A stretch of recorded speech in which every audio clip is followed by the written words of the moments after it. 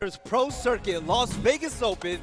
I'm your host, Veli, and I'm joined today with Golden Boy, Blaze, and Waldo. Guys, how excited are you to be here in Vegas right now? Man, you know what? I am so excited to be back in Vegas. We had such an incredible time last year, and Caesars has welcomed us back, so let's get it. Oh, yes. Today, they are playing for a $200,000 prize pool. First place, they're going home with $80,000. Waldo, what do these numbers mean to you? Well, if we're going by previous events, Optic's probably going to take another $80,000 home.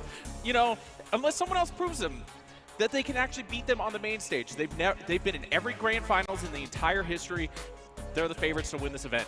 Yes, even though the numbers do look nice, I'm really excited for the matchups that we have here on the main stage. We're starting off with Ronin versus Rise Nation. Blaze, which game pops out at you? You know what? This Ronin versus Rise Nation is going to be a nice one. Ronin, they're looking to bounce back. They had a disappointing placement. Rise is out here looking to turn heads as well.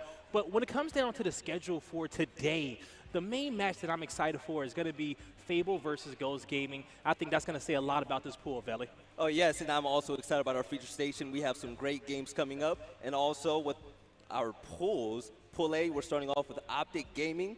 They have 5 straight wins. It is great. Yeah. Yes, but Pool B, also, we have a new team in the scene, and you're new at the desk. Which new team stepped into Gears of War? Yeah, that's right. I mean, I'm very familiar with this squad. Rise Nation, owned by the one and only Rams linemen's. Imagine if that was actually a team. That actually would be a pretty dope team, like the Philadelphia linemen's. Anyway, moving forward, though, jokes aside, owned by Roger Saffold. Rise Nation, I've been calling this team in various games for a very, very long time, and I'm excited to see them enter into Gears of War. I feel like it's a organization that just fits with this community, but also I'm excited about this Rise team. I think this squad's actually going to be pretty solid. We saw them do rather well in the previous 2K. Lots of potential here. Yes, and with Pool C, we have Ghost Gaming, a team for the first time ever played in a championship game against Optic Gaming. Blaze, what are your thoughts? You know what? They did so many great things in Mexico City, and the question is, can they get back to that point? But they're also playing against a Fable team who I consider one of a top 5 team in the entire world. Not just the best team in Europe, which they are, but a top 5 team in the world. And this pool is the most interesting one for me because I feel like Fable has what it takes to pull this game away. Yes, and with Pool D to wrap things up, United. First event, they placed top 4. Second event in Mexico, top 3. Waldo, do you think that they can keep climbing that ladder? I think this team has a lot of potential. They've been doing really well on online 2Ks. They've been performing better. They're getting better every event. But the main storyline that I like out of this is World's Best or United are going to have a rematch that they had in pool play for Mexico City. My big question is if World Best can come out and actually show up on Friday. But then you also can't sleep on the fact that Supremacy, the number 2 team in Europe, is in that pool as well. Yes, you talk about Friday, but also I always like to say it's any given Sunday. But I'll thank you for that. But I'm so excited for our first match of the day. It's going to be Ronin against Rise Nation.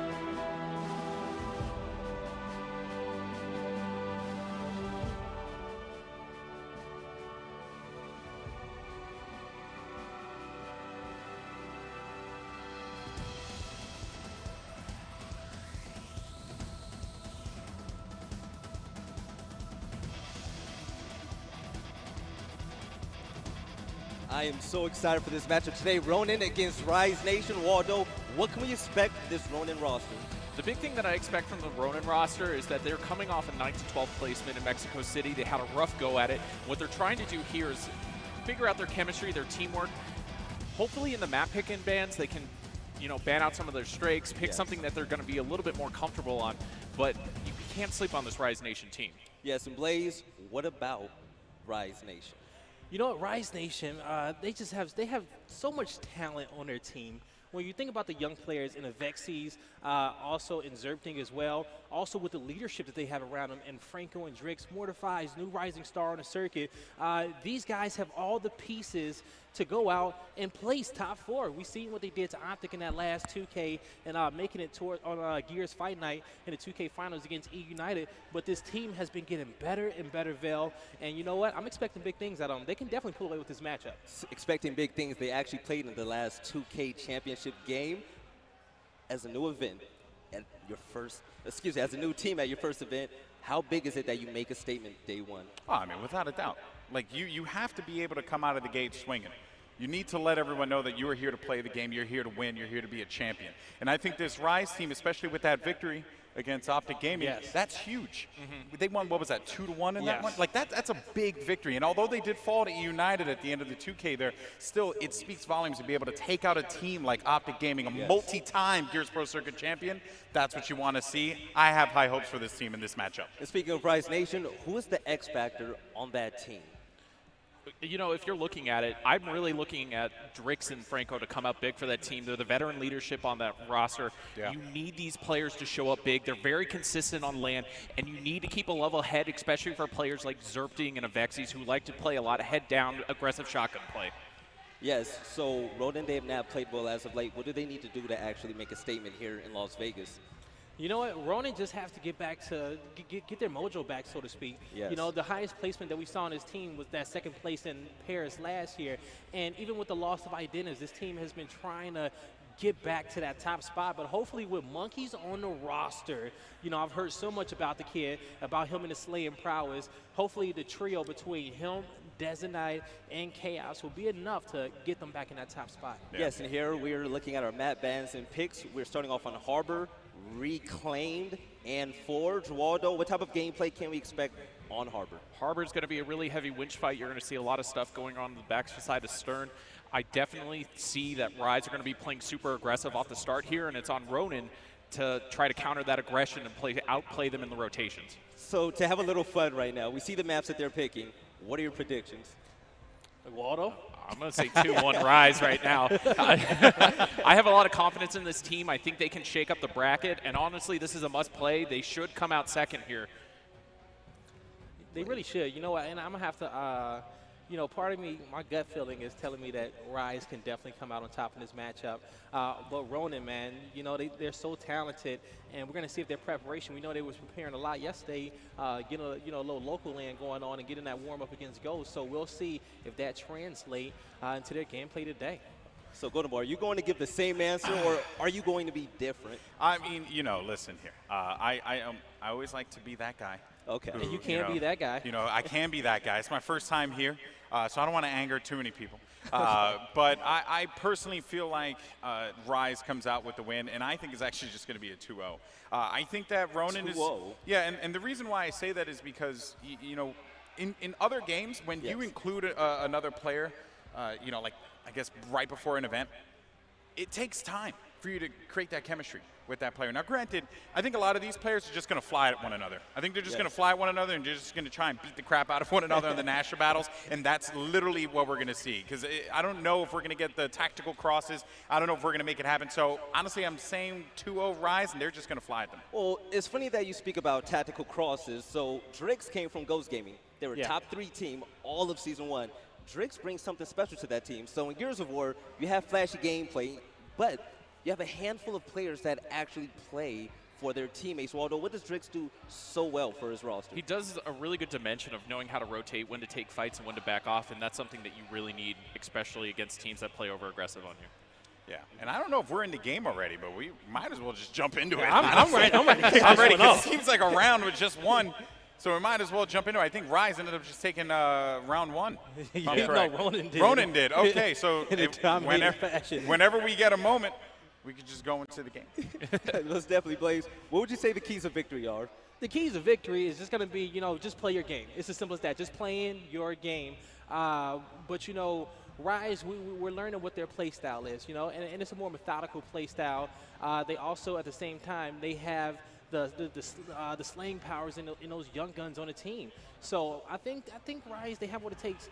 But Okay, so Ronan, they're a team where they fly at you. They're fearless. They're Yes. reckless. With that type of play style, excel against Rise's, passive-aggressive setups. It will, because Ronan is confident. Okay. They're so confident in what they do. And they're so confident with Monkeys on this team. Okay. And, they've got a lot of practice in yesterday. And I think they're going to find their groove. They're going to find their groove in this matchup. Yes. Yeah.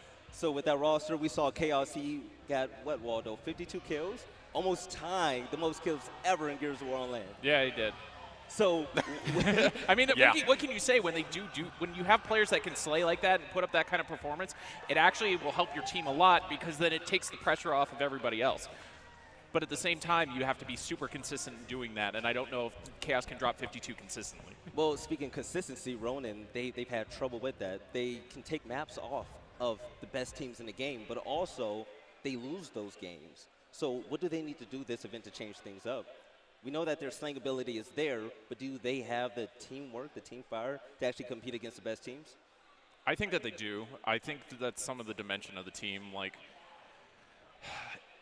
one of the things in Gears is teams have to learn how to utilize team fire and when you have to take certain fights, and a lot of times teams like to be really aggressive all the time. Sometimes you have to pull the throttle back, focus on what you're trying to do, and take the objectives versus, oh, we're going to go slay out for kills and fight on the wrong side of the map for no reason. Right. So, Yeah. Golden Boy, I mean, you've been around for a while. Rise actually beat Optic Yeah. in the last 2K. A team coming out and making a statement like that, do you think that they can join the ranks of the top 3, which belongs currently to Ghost Gaming, Echo Fox, and Optic? I mean, without a doubt. It's all a matter of like how much effort and how much work they're going to put into it. And I think joining this Rise organization is actually going to allow them to do that, because Rise is as legit as it comes when it comes to like esports organizations. So they just need to be able to have that backing, have that support to be able to perform at a high level. And I think that that's what they're going to get with this new organization. That being said, though, you look at the domination of Optic Gaming and kind of the way that the top has just sat there for such a long time now. 5 events straight so far. Five events straight, like that's not a fluke. That's just pure Talent. skill, pure domination, pure talent. I agree with you, Blaze. Yeah, as you finish your point, I'm just up here watching this matchup because I'm pretty sure this game is going to go on as we fix this technical issue. But Ronan is currently up 2-0. Really? And yeah, on this harbor map, and just even going into this harbor, this is a Rise Nation map pick. And one reason why they picked this map is that you have this duo in Zergting and the Vexings that kind of plays that Winch and Stern area very, very well. But you also got some powerful Ronin players and some talented players that you got to go up against. Yeah. And also at the same time, we've seen these guys play this map against United in that 2K. And when it comes down to those long-range weapons, you have players like a Vexies, you have Drix on your team who is able to make those clutch shots as well. But also, you got to be careful even if you want to put an Ember on this map, because you have players like Chaos who are so dominant with it, Detonite as well. I think the other thing with a map like Harbor is it has a very high winch control, which gives you range of sight over the entire middle of the map. So it gives you a lot of options, and if you control the winch, you can control mostly the middle of the rotations on the map to go to the B hill.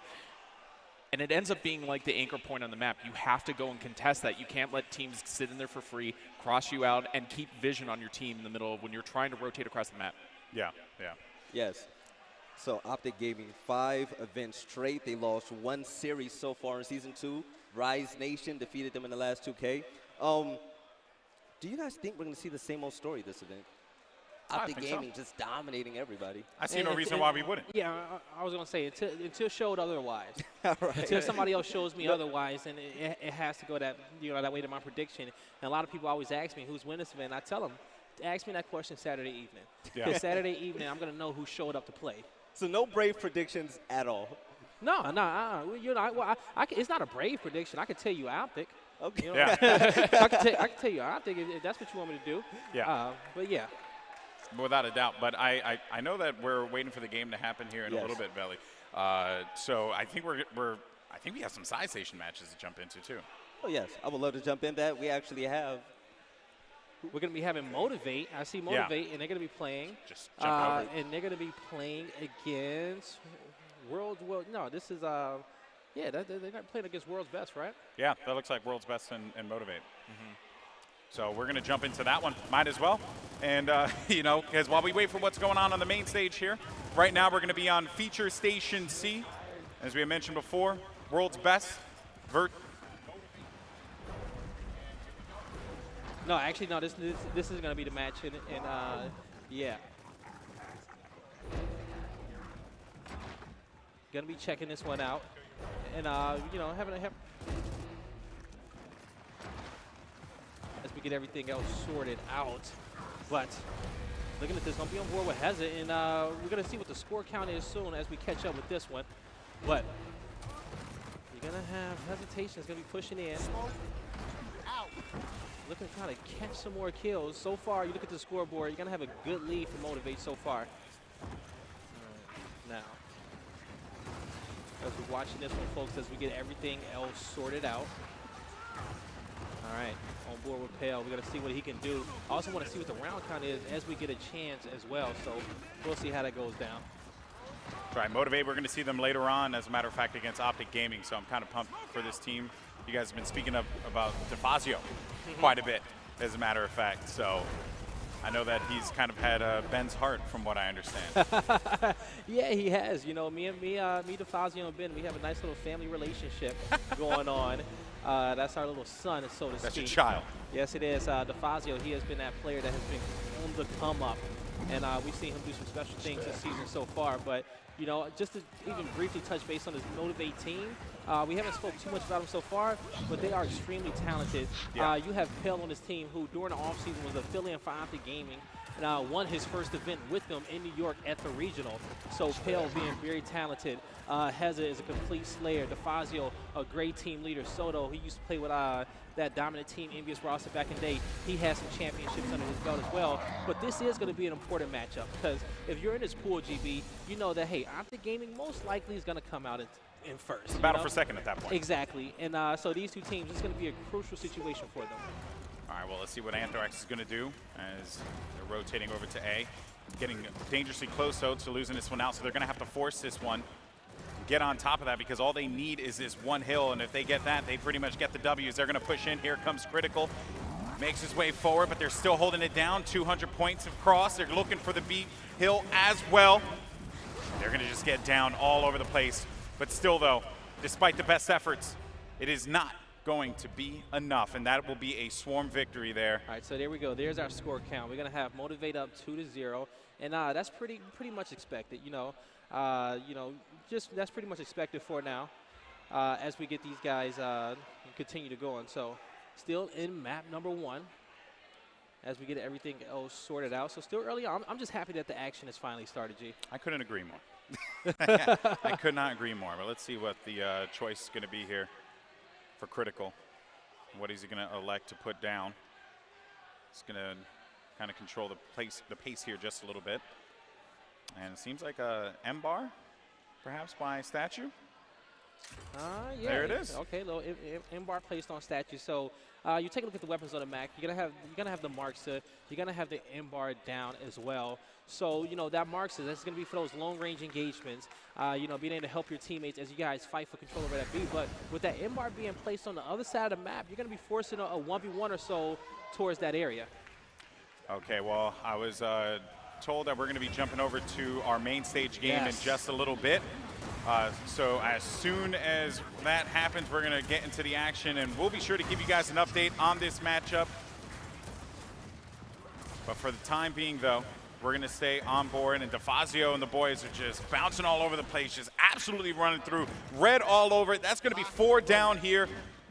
And this is looking like a big push for Motivate, and domination coming through 2 seconds. No one's going to be there to contest it. And they're just running away with this one. You were speaking highly of this Fable team, though. No, exactly. Yeah, I was speaking. This is going to be the Fable Latin American team. So we're going to have 2 on pool play.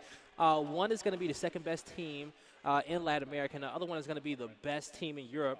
They have two teams rocking their organization, but folks, we're about to hop over Here we go. to our main stage match. Finally, Rise Nation versus Ronin. As you can see, Rise is sitting at 3-0, and actually I want to say that's going to be backwards. So we actually going to have Ronin at 3-1. So Ronin getting off to a good start, and we all set up here. We predicted Rise to come out on top, but you know they just got their first round. But G, you know, one thing is I always say with escalation is that usually it kicks off around round 4 or 5. That's when we start to see who's really pulling away with this one. Well, Drix sees two players are going to be pushing up on C, and he wants to get a little aggressive as I believe they're going to have M-Bar looking right over. And Drix waiting this one out, waiting for that prime opportunity, and then you have Zerpting here as well with that. So to even kind of go over the weapon placement just a little bit more, we had Botok placed and we had M-Bar placed on the map as well. And so both these teams, as I said before in a little pregame, very, very talented with that M-Bar. We're going to see Sleeper pick up a headshot on Drix with that Botok.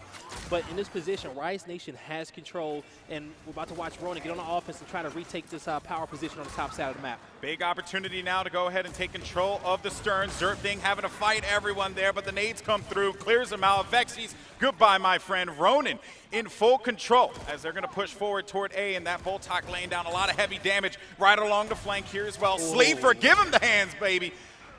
He's going to just play around A. I love what I'm seeing here from Ronin. I honestly did not expect this at all, Blaze. So you know what I love right there? That quick transition and that aggression from Ronin. Oh, that's just disrespectful. When we joined this match, we saw Ronin kind of sit on their home hill, playing back. They were waiting for that prime opportunity to attack. We saw Sleeper pick up that Botok headshot, and at that point, Ronin was able to push up, get control over that Stern and Witch. They got the kills in the process as well. Also, with us being on 18-second respawns, it gave them enough time to use their numbers off that first initial Botok headshot from Sleeper to get control over that neutral hill and get control over Rise's home hill at the same time. So weapon placement on the board. We're going to see what goes down. We see the blocks up top. We're going to have M-Bar placed down, Botox down low, Ensign's on the map. This is usually going to be a nade position.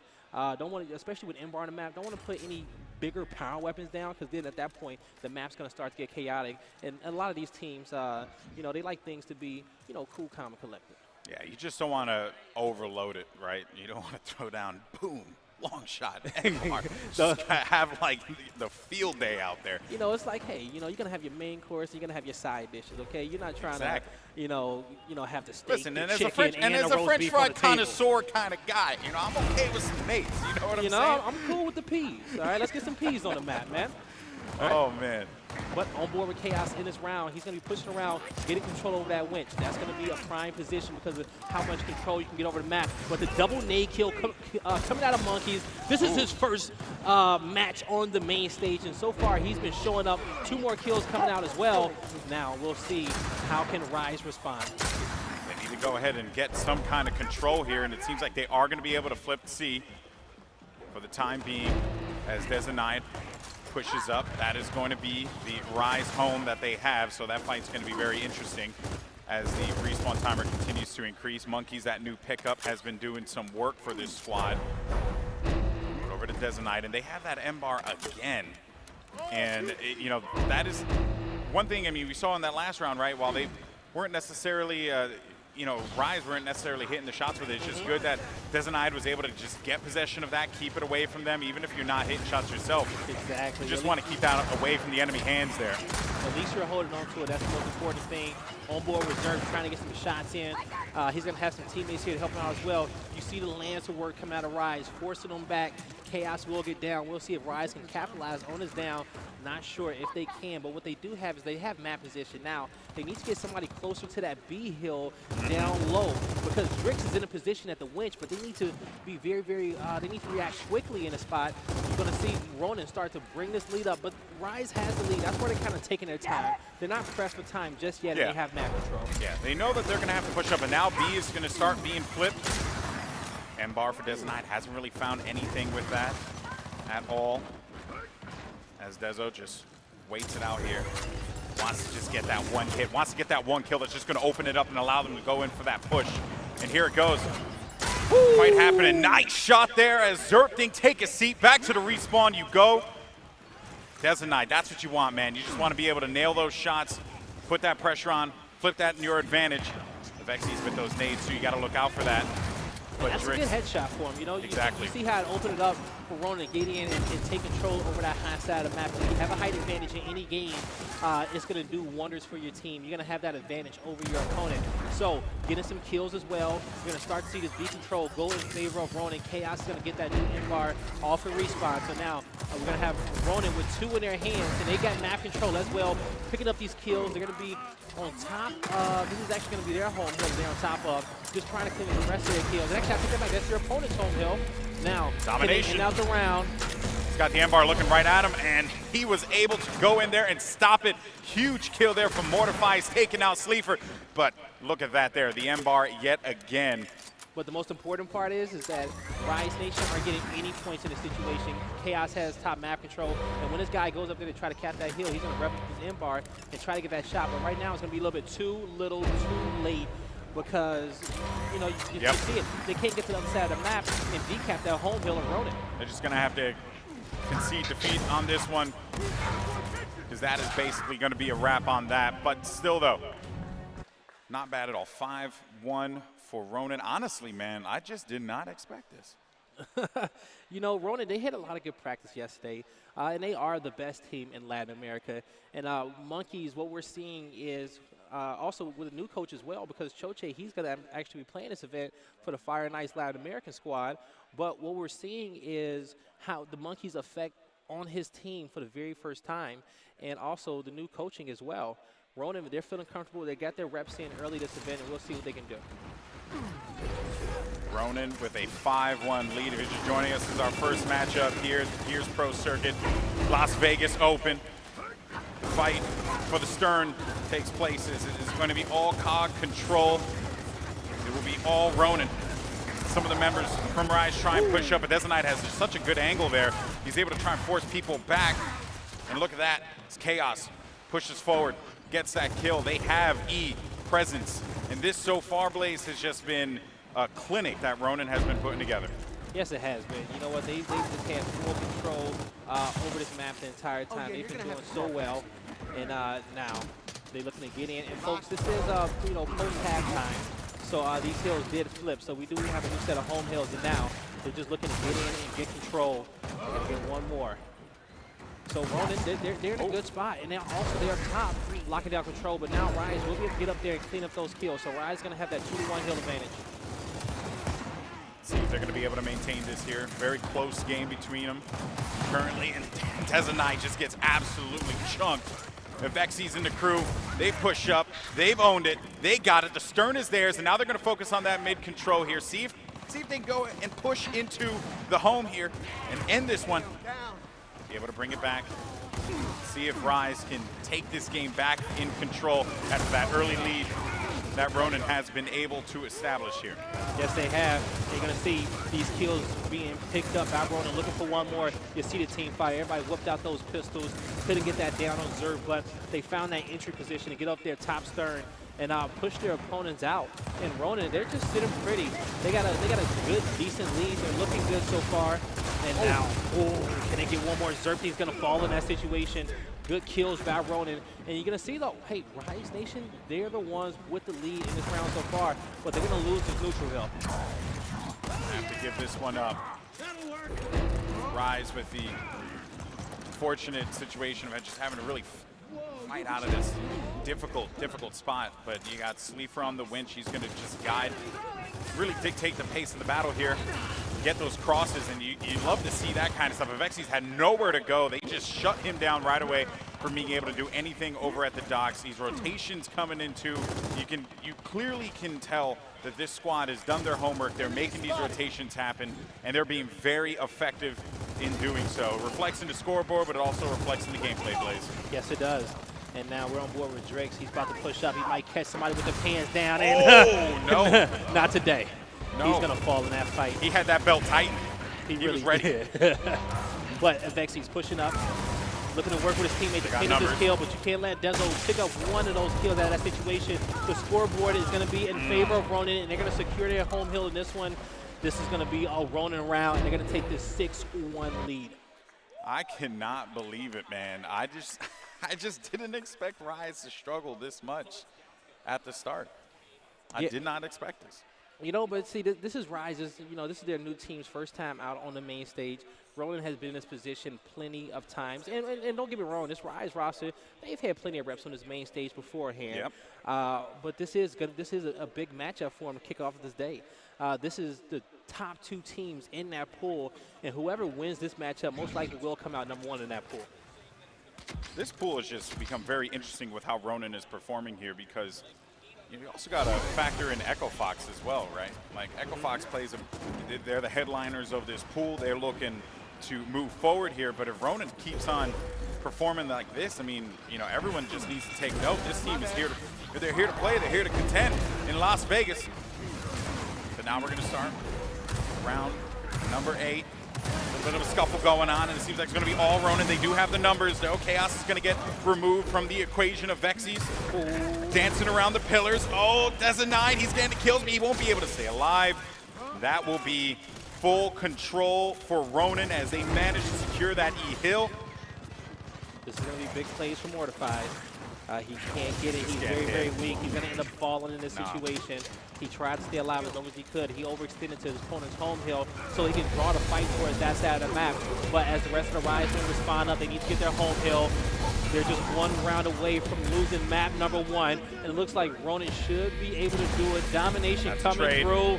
And Ronan takes map number 1 against Rise Nation.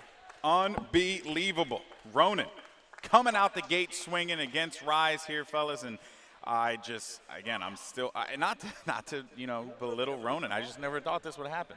No, not at all. I would like to point out at the end of the 7th round, Rise Nation, they actually had only 2 players with more than 10 kills on that team. Jeez. Waldo, that team is based around team fire.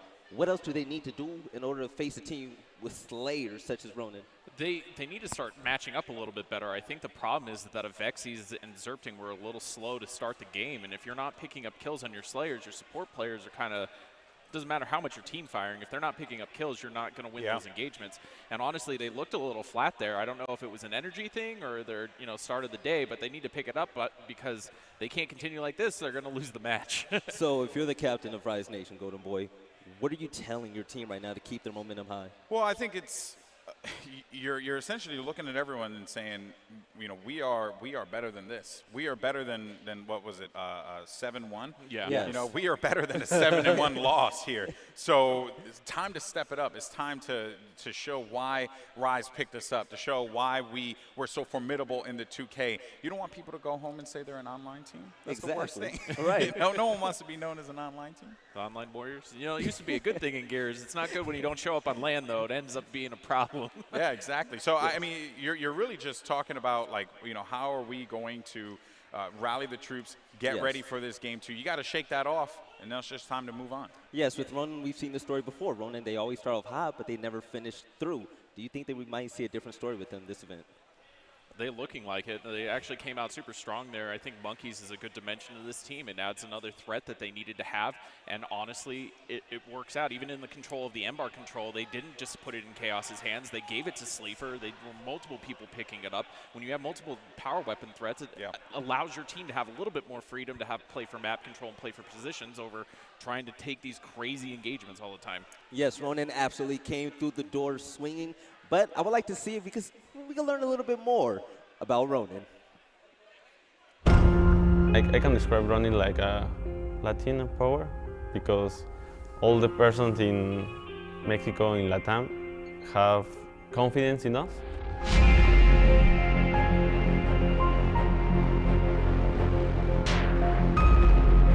This Ronan is different. I feel more like a family, Like we feel good, we feel different, and we are practicing so much, we will win this event.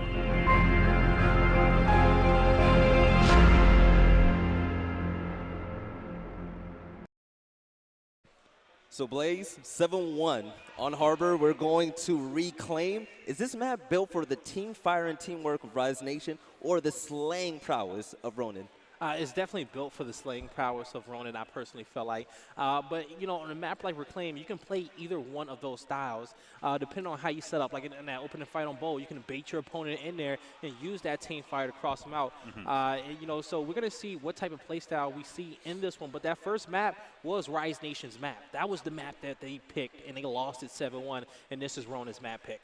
Oh, yeah, so it's the two slayers of the team with the Vexes and Zerpting. How important is it that they start off hot to help their team excel against Ronin? I mean, honestly, they need like a 2-0 immediately. Just straight domination from the beginning for Rise. They have to simply push that game one aside and move on. I think the other thing that they need to do is they have to favor that aggressive play style and going into the bowl in the first half, and they have to come out firing on all cylinders. If they start flat again, they're going to lose this series. Yes, Rise Nation, they definitely have to pick it up to keep their hopes alive. You definitely do not want to start as the third seed in their pool, so we're kicking this off on Reclaim, Ronin against Rise Nation. You gotta love it, man. You want to see a team come out and just show up. You want them to show up and shock the world, and that's what Ronin is looking to do right here, especially with that new pickup in Monkeys. I doubted it, Blaze, Yep. but now I'm a believer. And you know, you said you was like, yeah, I ain't trying to step on no toes early on. I know the Latin American region, which is like Gears of War's biggest fan base, is looking at us like, oh, y'all doubted them? Y'all trying to doubted sleep? them early on? You can't be sleeping on Sleeper now. And look at that right away. They just roll up in there, and that is going to be Rise Nation. Full control on B. So this is what you wanted to see from Rise right out the gate. Just we said it all these like 3-4 times. Swing, swing, swing. Go for the fences. Don't let them get comfortable. Don't let them get complacent with this and just constantly have them on the back foot. Yeah, you know, they need to come out and get off to a good start, a better start than what they got off to in map number 1. Kicking off with, going to be on board Mortifies, and we're going to start to see Ronin push up in there and looking to get control. Rise is doing a good job holding off so far. Mortifies looking for a chunk over the top, but you're going to see Sleeper. He's going to get a kill. Mortifies is going to back up, regroup with the team. They have the hill capped up, but you're going to let Ronin push up on you. They need to get some of these kills, and they're going to trade off on this one. Sleeper falls. Frank looking for this last 1v1. He's going to connect with that shot, but has to reload, and he's going to fall. So Ronin, they're going to get control over B, but they have control over both home hills as well. This is a scary situation to be in. It's all going to come down to a Vexy's here. He's going to be very weak, ends up getting down, and they will have a teammate there on the pickup. So good news for them was that they were able to get immediately to their home on C and regain control. But now it's going to be that fight for B. You're going to look for Chaos here to just kind of zone them out. So what's going to end up happening is that we're going to have this push coming in from Rise now. You see the smokes are flying out. They got some players stunned. They're looking for that opening. But you see that last-minute smoke coming out from Ronin. That may mess up the push of Rise Nation. They trade off these kills. One player will fall as well. They're looking to get in and break this hill. Good kill by Vexys. He needs to help his teammates out. Shotty out. He's left in a 1v2 situation against the Mii Shield as well. He gets one, can't get the next. But he will get the hill decap, but once again, Ronin is still going to be in control over that B hill. But you look at how those kills came through, right? The kills for Ronin were a little bit more staggered. So that's going to allow Rise to be able to push up and have more numbers on B. And you know, theoretically, they should have gotten control of this one because they had more players on the push up there. Just not the case. That is going to be Ronin reclaiming that territory yet again. We'll make sure we get that flip for you guys, as I believe it will be the Locust will be Ronin and Rise will be the Cog. Yes, they will. All right, now over the top, Chaos is going to be able to land a good shot. That's going to be 2 players falling down from Rise. You see the scoreboard, a good 20-point lead for Ronin. Drix has to defend his home hill, but this round is going to be all she wrote because nobody's going to be able to overextend to the other side of the map and decap that Ronin home hill. Ronin goes up 1-0. Ronin already starting it on the good foot, like the way they did in map number 1, taking the first point. That, you know, it was a drawn-out round though, so the credit to Rise, because that last one, I believe, when we were talking and we looked at it, that was a very quick first round. So Rise are clearly adapting. They set the tone on Harbor very well. I'm curious to see this weapon selection. What are we going to get put down? So this early on, they may choose to go for the dual slots, is which I'm thinking, because both teams are very, very talented with Hammer Burst, Marx's, Retro Lancers as well. So maybe they set the tone for those slots, or they go down and they put something on top Manor. And it's looking like they may want the Sniper down, which I wouldn't think that's going to be a good play, especially if you're Ronin. If you've been winning this engagement over and over in this B hill, put down a weapon, because you know most likely you're going to get rewarded for it and winning that team fight. You have so many talented snipers on your team as well. I like the sniper placement by Rise Nation. Sorry, I like the sniper placement by Rise Nation because Drake, Vexys, they're going to make good work with that one. Matter of whether or not they're going to be able to get it. that's the thing, right? It's going to kick off with this opening. Can they win that first fight? And you see a typical 4-4 push here onto B. A lot of activity. You always want to try and prioritize that high ground here. Vexy's on the push-up, looking for one inside of the smoke, but he's going to get chunked instead by Monkeys. That new pickup here is going to pick up a double. He's going to go in for the triple. Your boy's hungry. He wants to eat. I love it. That's what you want to see. And now that push toward A is starting to happen. They have that snipe control. And this is exactly what we talked about before at the start of the round, Blaze. Oh, that's great that they're going to throw down a long shot up there. Question is, can they manage to get bodies and pick it up? Nope, doesn't seem like that's going to be the case. Ronin go up by 2. All I saw in round number 1 was just monkey business on the main stage. Love it. Yeah, okay, he's just coming through. I'm going to get on you like a spider monkey. Exactly, right? And he ran through those boys, got 3 clutch kills. So Rise Nation on the second weapon placement of the map. And put down something, I don't think it's going to change anything if they keep approaching those fights like that and let Monkeys come out with the kills. So at first I was going to say go for the dual slots, but this is one thing about Ronin, and they need to understand this. If they did their homework on Ronin, they know that Ronin loves the incense on this map. They love putting down dual incense and using those to fight up top and down low. So if Rise Nation is cool with that, then maybe they're playing passive and saying, hey, Ronin, put down the dual incense. We're completely fine with it. But if that's something that they don't want to deal with, then what I would be doing is I would be locking up those dual spawns right away. They go for the block mid. That's a good subtle placement early on. See now if Monkeys can shine yet again, as it will be actually a blue swarm all over B, and they have managed to win out that positioning, but Zerfing kind of caught between a rock and a hard place here. But it won't matter because he actually shatters the rock and the hard place. He don't care about my terrible puns and jokes.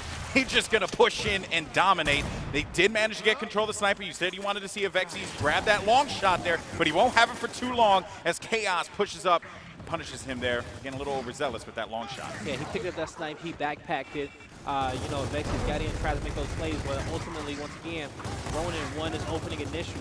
So Chaos, he has his teammates having his back, trying to get some shots over that cover, pick up some chunks, and you see Des Knight, the smoke's gonna come out, wasn't able to stun Mortifies, but it does enough for him to back out and regroup with his teammates, so Ronin can fully lock down his position up top. Now, they don't have the B-Hill cap just yet, and Drix will pick up a kill. That's just the pressure that Rise Nation has so far. But Dezo, he may go for the flank. Yep, he's just going to choose to help his teammate try to get up here as soon as possible. Zerfing mortifies, clutch kills Frank as well. So good teamwork by Rise Nation to regain control over the B-Hill and hold the 2-cap. But in this situation, you don't want to give Ronin time to breathe. So once you pick up those 3 kills in succession, play for the home hill like they're doing now. All right, they are getting aggressive. Adverse, he basically just got mollywopped in the corner, and that is going to be a denial, but they should be able to hold this one down. A couple members of Ronin push forward, but they're just going to stop them at the door, and that is going to be 2-1. Rise finally clapped back, but they needed to make it happen. KO's getting motivated and loud. I've seen this guy pop off many times on the main stage in the past, and you need a guy like him to just get loud, get his team focused. You could tell he's just the general of their squad. He's telling everyone what they need to do, how they need to do it, when they need to do it. And that's what you need, especially when your team has a devastating map 1 like that to kick off your tournament. That's what good leaders do. You're able to bring your team back in this, bounce them back, and get them refocused. So we saw the weapon placement, and we saw Ronin have to put those marks down. So that's going to be very, very huge. Now, we'll see who picks it up on the side of Rise Nation. It may be in the hand of Drix, maybe Mortifies, but Ronin, very, very talented marks of players. We may see Adverse pick this one up. Him or Sleeper, one of the two. We're going to see who gets it. It's going to be Sleeper versus Zerfing with those markers. Now, if you can get just a few headshots on these guys in bowls, just get that damage in and let your teammates do the rest. Here comes the fight for B. Nice. Mortifies, takes out Dezo, but Chaos is looking to cause some problems, but he won't be able to stand tall for long. B's going to go straight over to Rise Nation, and they're going to be able to get that sniper rifle to boot. Look at that there. Love that push-up. Love that pressure. Sleeper. He shouldn't be able to get out of this situation. Yep. You hate to see the misroll. You're going to see him get punished, but he needs to make it to this B-Hill in time. Will the domination go through? No, we're going to have a break on C. Nobody was there to stop it, so very, very close one. Mortifies has a 1v1. He needs to take it quick, but he is going to have some help from his teammates. At that point, when that help comes in, you just need to back out of there, just give yourself some space, and you don't need to be that close to your opponent. So this B hill will be lost, and we'll go in control of Ronin for now, but Rise with the lead. Vexy's dropping back. Just a lot of players up top that are forcing him in this position here. He's going to have to take this fight, as he will have support. Now the calls came through. They managed to pick up their teammate who was down just a second ago, and it seems like a pause came through here. Somebody needs to touch that controller. That's all that is. Controller a little idled out over there. You gotta watch it on that host box. You know, but we're going to be hopping right back in this one very, very soon. Get a little start going on. But, you know, so far, Rise Nation trying to battle their way back in this one, and the game's going to get started. They're going to get refocused right away, and we're going to hop back into this one. So apologize about that one, folks, but things happen. You know? Things happen. Live event environment. Stuff happens, but what's happening here is that B, it's in control of Ronin. No one has been able to get in front of them here, but now Avexy's, he was so low that he got tagged up by that snub quite a bit. Mortifies now in this fight, in this 1v1, but he won't be able to live long enough. He was getting crossed pretty tough there. Here comes Drix, so he needs to push up a goodbye, Drix. Back to the respawn for you, my friend, and that will be Ronin claiming that 4th round. Still coming out with the kills in that one. We'll see how does Rise want to approach the weapon selection, you know, post round 4. But what's already on the map? We saw the marks as we saw block mid-map. We saw snipe down. Now we got 2 locations. We got 2 dual spawns. We got a spawn down low as well. Now the question is, if you're losing a fight up top so many times, maybe you want to put a boom shot down low and start focusing towards the second half of the map. And pretty much what that would do, because when the hills get flipped, that neutral hill will be down low in workshop. So that's where we're going to start to see our team engagements, unlike up top of the bowl. So at this point, if you're just like, hey, things aren't working out up here, that's when you put that boom shot or that drop shot down low and start worrying about the future and starting to see what Ronin is running so you can get the early jump on them and try to figure them out. It feels like Rise, they really just want to go toe-to-toe against them. With that hammer burst drop, that's what that tells me. They don't really want to worry too much about prepping for the future. They are more living in the now, Blaze. That's what's very apparent to me. And with 18-second respawns, as long as they can get these open initials, you can definitely get quick dominations on this map. But you saw the flank come through for Rise Nation, and they trade off on those kills, but they managed to make it in. Monkey's got caught with his pants down. That's going to be 4 down. Last member up. They shouldn't let anybody else get kills down. This should be a domination for Rise, and this is going to be good for them to get on the board. And that's the beauty about these higher respawn rounds with 18 seconds. If you win that open initial, you should be good. Seems like they're going to do this. Only one player is going to come up with that respawn, but it won't matter all that much. Rise will be able to get that one on the board. 3-2 now. And I said, you know, when they put down the hammer burst, because you were talking about like that prep moving forward, but it feels like Rise, they feel, based on how they've been playing, that they could simply just go toe-to-toe with Ronin. Despite the scoreboard, despite the losing game 1, they are that confident in their 50-50s and their 1v1s to be able to challenge And that. so far, when I've seen Rise kind of playing that matchups, that Harbor has always been their map number 1. That's been their go-to. But I've seen them get destroyed on it every single time. Yeah. And, you know, so I wonder, you know, hopefully, you know, I get to see them this event and really shine on that Harbor map. But so far, Reclaim, they're looking a little bit better. But it's going to be an important round because going into the half, 3-3 will do wonders for your team and your confidence. Viper B starts now. Let's see if anyone who's going to really get that first blood here. They gave it to him. They gave him that B fight, but the question is why. And I think that's because it's a heavy push down low. Yeah. And they're going to be able to get those kills, get those nades. They're going to use these nades to nade out that bone. Also, they're able to catch some players off guard as well by transitioning towards middle map. So as Rise was expecting a big team fight, that's not what they got. Kobe going to pick up 1, not able to get the second, but the kills are in their favor and the man advantage. Ronin should be able to take this round. Yeah, significant respawns now. Domination. Drix, the last man standing here. Can he do anything? He denies it for the time being, but there's not enough people to be able to get there in time, and that will be Ronin 4-2. 3 rounds away. They're looking to shut this one out, and that will set a huge precedent in this group, honestly, because we had Rise. I think a lot of us had Rise moving forward, you know, in that winner side. And, you know, that probably would have been my big upset pick over the weekend. Just because of Rise, I just want to see what they can do on a big stage on LAN. You know, I try not to focus too much on online things because, you know, I just know how these teams practice and how everything goes down. So it's all about how you play on land. And right now, Ronan is here to play. But that last round, the mistake by Rise Nation, when they realized it wasn't being contested up top for Bowl, they should have pushed out and got those 2 kills right away and pushed off another half. But folks, we are going to be in a halftime, and these respawn timers will drop back down to 10 seconds. Hills have flipped, so the fight will be for the workshop, and Rise have control of it for the time being. So that's going to be 2 Hills in their hand, but Avexis, though, as soon as they pushed forward, Avexis had no chance to be able to get out of there at all. He just got caught 100% with his pants down in that situation. Zerpting manages to get the double on that one, so that's going to keep Rise very much in this fight. Here comes Monkeys again. Monkeys, this dude has been nasty. You can't catch him. You can't catch him. He's just in there picking up those kills left and right. So 2 Hill advantage in favor of Ronan. But hey, these 10-second respawns, you see all 5 players of Rise Nation already spawned up, and it's looking like they're going to start to rotate over towards these home hills and try to take over that high side of the map. Yo, shout out to Little Reaper. He's trying to be our friend. not today, though, my friend. Not today. You can't come out here. No new friends today. Yeah, we have no. We're not taking new friends. You know, that's it. You know, our time is valuable. Oh boy, but anyway. Avexis, he's dancing around here. He's looking to push in, looking to regroup with his teammates, double teaming the Michelle, gonna knock the Michelle down. The pressure coming off from the left. That's Sleeper able to get one. Sleeper gets aggressive. I love it. Oh! Ooh, but that's a big kill by Drix. And actually, I take that back. That was a Avexis. Big kill by Avexis. He was in a difficult situation with a Lancer over the top, but still managed to pick up those 2 kills as well. As we just hit that 100-point threshold here. Wise enough, Dezo just opting to back up. He knew that he knew a couple members of Rise were going to start to engage. He's just waiting for that support, waiting for that help, but they just run right at him. Zerpting gives him no room to breathe. He was focused so much down the sights that he did not see that player pushing up, and now this is going to be Rise with control and the lead, 136, 137, and counting. But here comes Monkeys. Monkeys, don't give it to him, baby. Looking for it. He wants to hawk this guy down. Most importantly, he wants to decap this kill before he does anything else. Now he's going to have some help over the top. Going to get a good shot in. I'm loving the movement. He gets it down. Dear. He stays Dear. aggressive. Oh, no. Oh, he gets him as well, and he's going to have some help off the revive. And you see Dezenite has his back as well.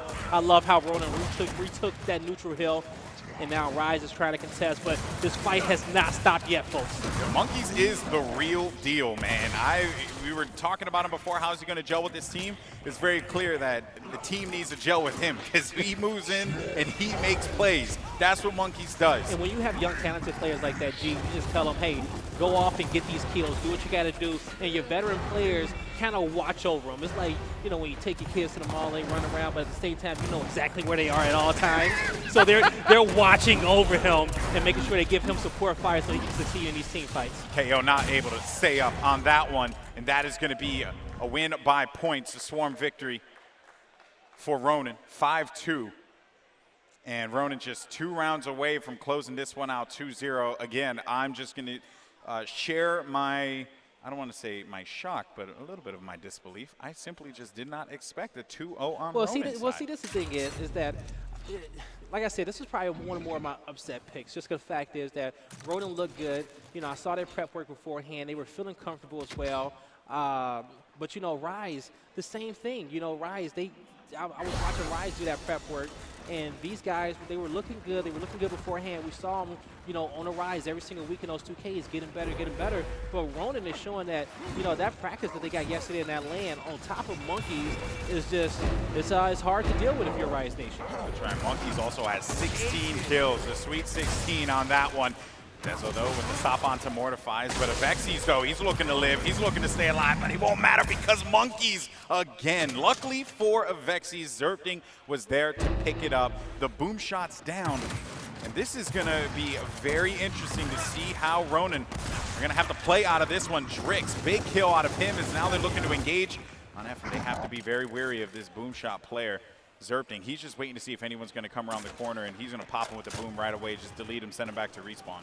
So when it comes down to like our young talent in this matchup, it's like Zerpting, it's Avexis, it's Monkeys. And Monkeys being the newest guy out of these 10.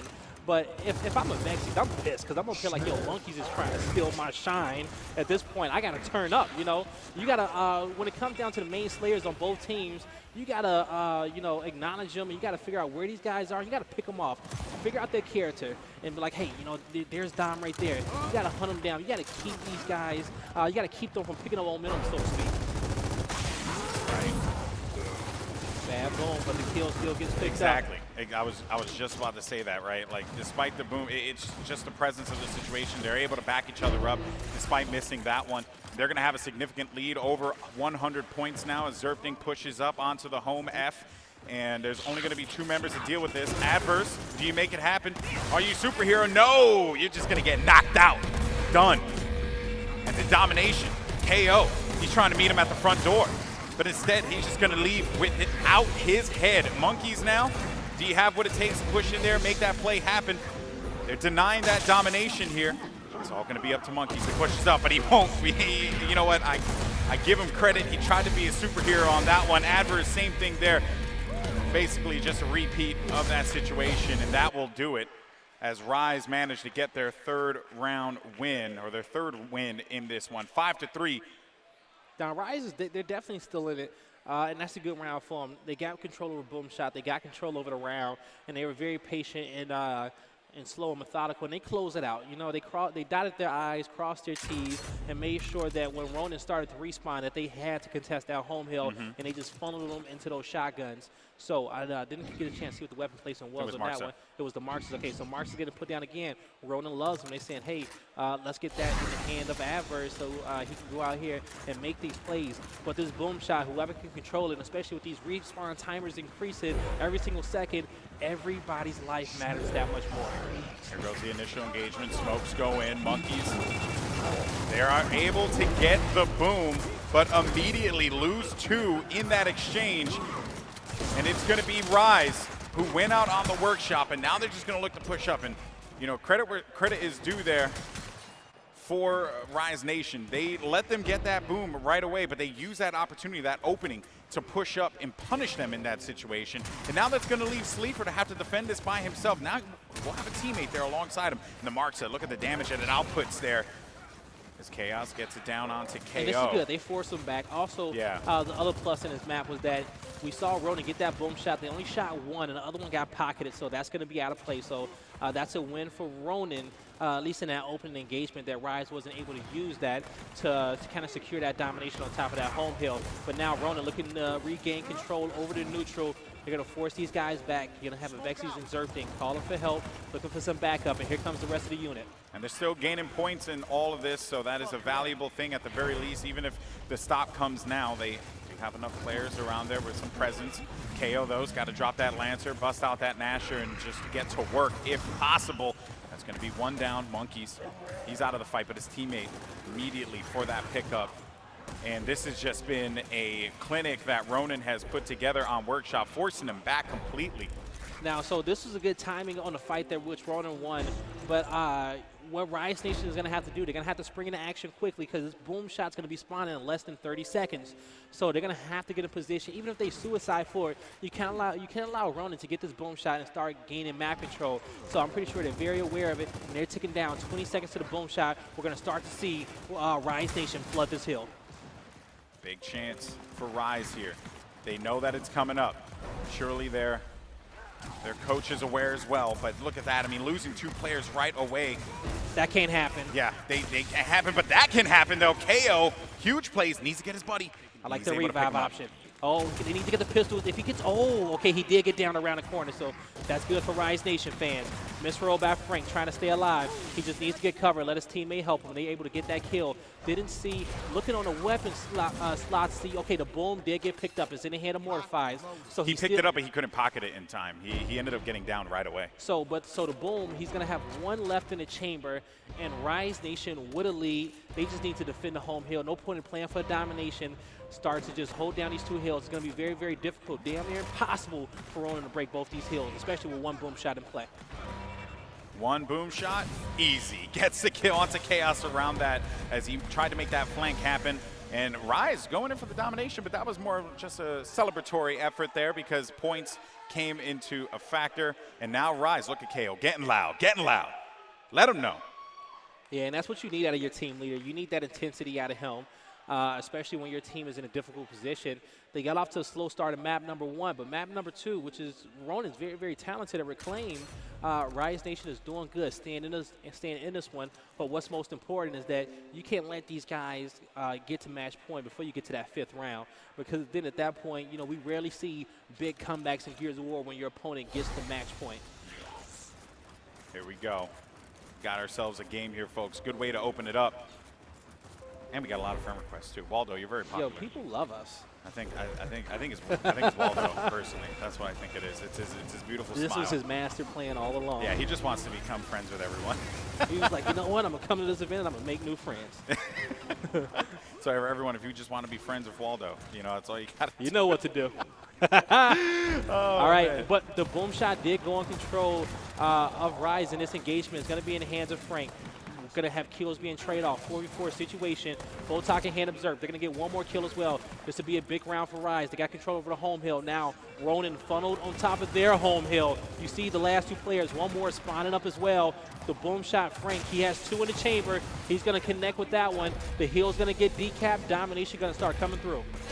All they need to do is just close this one out, get those kills, meet them at the front door, chunk them as soon as they push forward, and that is it. We got a tie game, folks. Rise did very, very well getting those 3 rounds consecutively and to come back in this one, and now they're looking like they're starting to warm up. This is the Rise Nation in which we want to see. Right back in this game, getting that boom was big early on, forced everyone to have to go back into that home, and thus ended that push. And look at that, just get loud. And now Frank is ready to go now. He's Love ready to go. Yo, folks, I think this matchup actually just started. I think so, too. I think so, too. That's going to make, if they end up winning this one, that's going to make Game 3 very, very interesting. But what did they elect to put down? So we got Marx's down. We got Botox as well. And the boom shot's already down. So we may have gotten a block up top if it was anything new placed. We'll see in a second with this overhead. Yeah, it was the block middle. All right, so Ronin talented with both these power weapons. Latin American region love that Botak a lot, but it's going to come down to this team fight down low. Who can control the boom shot? This is going to be very, very crucial. The boom gets picked up off the quick pick, but Dezo falls. Another kill goes in favor of Rise as well. They're controlling this, G. Yeah, Monkey's just going to have to get out of dodge on that one. Not really much you could do in that situation. See if you can get something going, but no, he goes back for the challenge because he recognized that he had no chance in that engagement. 2 players left alive for Ronin here. And Mortifies with that down immediately. But the domination comes through, and Rise, man, they're looking to get the lead for the first time in this game. So close from being able to make this one into a reality here. That's going to be 3 down. Good night. Here we go. 6-5, Rise Nation on the board. 4 straight rounds for Rise Nation, and they're starting to wake up in this one. Now, Ronin, they were close to that match point. They were close. So close. To coming out, like I said, this is the top 2 teams in this pool. Ronin would have definitely just secured that spot at number 1 in the pool if they would have won this one. Correct me if I'm wrong, but one thing that I've noticed that Rise have done is that they look out for those initials right away. They get that first pick. That does not allow Monkeys, because Monkeys really thrives when he's able to go in and has a distraction. If someone else is distracting, Monkeys then just chunks, easy, picks up kills, and he's really good at that. But you saw in that last one, they went in for the dive right away, and they lost 2 members straight out. From there, it was a wrap. And so what veteran teams do, when you know you have new players like that, you pick them guys out. You call them out. You pick them off one by one, and you find out their positions. And then them taking out Monkeys early off in every round, Dezo as well, they're looking good. Boom gets picked up by Ronin again. So once again with the quick pick, so they get Boom and they pull it out. So this is good for Ronin, but they need to be patient. But you see the pressure from the Botak and the Marksa not allowing Chaos to get in a good position. Zerpting, he's going to find him. He's going to get in cover. Chaos is he's in the middle of the map, and this is not good for him. He's going to have to make some plays with this Boom. Yeah, very true there. And Chaos. Staying alive is crucial. You got the marks on the map. You got the Botak. Those long-range weapons is making it hard for Chaos to do anything with these boom shots, and nobody around him. When it comes down to that 1v1 matchup, boom shot versus Marksa, depending on the distance, Marksa is going to win every single time. We're very popular today, Blaze. I don't know if you realize. super popular. Super popular. The most popular. I feel like the prettiest girl at the ball. That's what I feel like here. I wish I had this popularity in high school. I know, right? But you know what? Then maybe I wouldn't have gained so much, and I like where I am right now. Yeah, okay. Well, if you look the way you look now, Blaze, I'm pretty sure you would have been all right in high school. Nah, so. you know, I was that antisocial one. I just wanted to go home and play Gears of War tournaments. I respect that. That was it. Got to do what you got to do here. 6-5, folks. Match point for Rise. So close from being able to make this one into a reality, but they have 4 members down right now. And this is going to be domination. We may be going all the way. Franco moves in there for that denial, but it's not going to be enough. 4 seconds. Mortify is bye-bye. You won't be able to do it. Dezo's just looking at him at that front door. We're going to that final round, round 13. Let's get it. All right, folks, it's going to come down to the wire. This is going to be a big one. Ronan was just 2 rounds away from closing this out.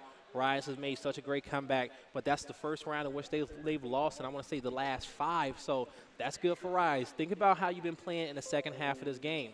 Now, Rise can remove any of these weapons off the map. What would they choose to do? And they're going to get rid of this mark, so they're going to put the hammer burst down, and I like that selection. You see how annoying Avers can be with it as well with that mark, and so just get it off, just more focus on that boom shot. One thing I want to point out too, Monkeys, he had like 16, he was at 16 kills at one point. Hasn't really been all that effective. They found a way to neutralize him, and that has just led to this snowball victory. Little by little for Rise. It's all going to come down to this initial here. Who's going to get that first kill? Monkeys. And you know what? I was doubting you, Monkeys. I'm so sorry, man.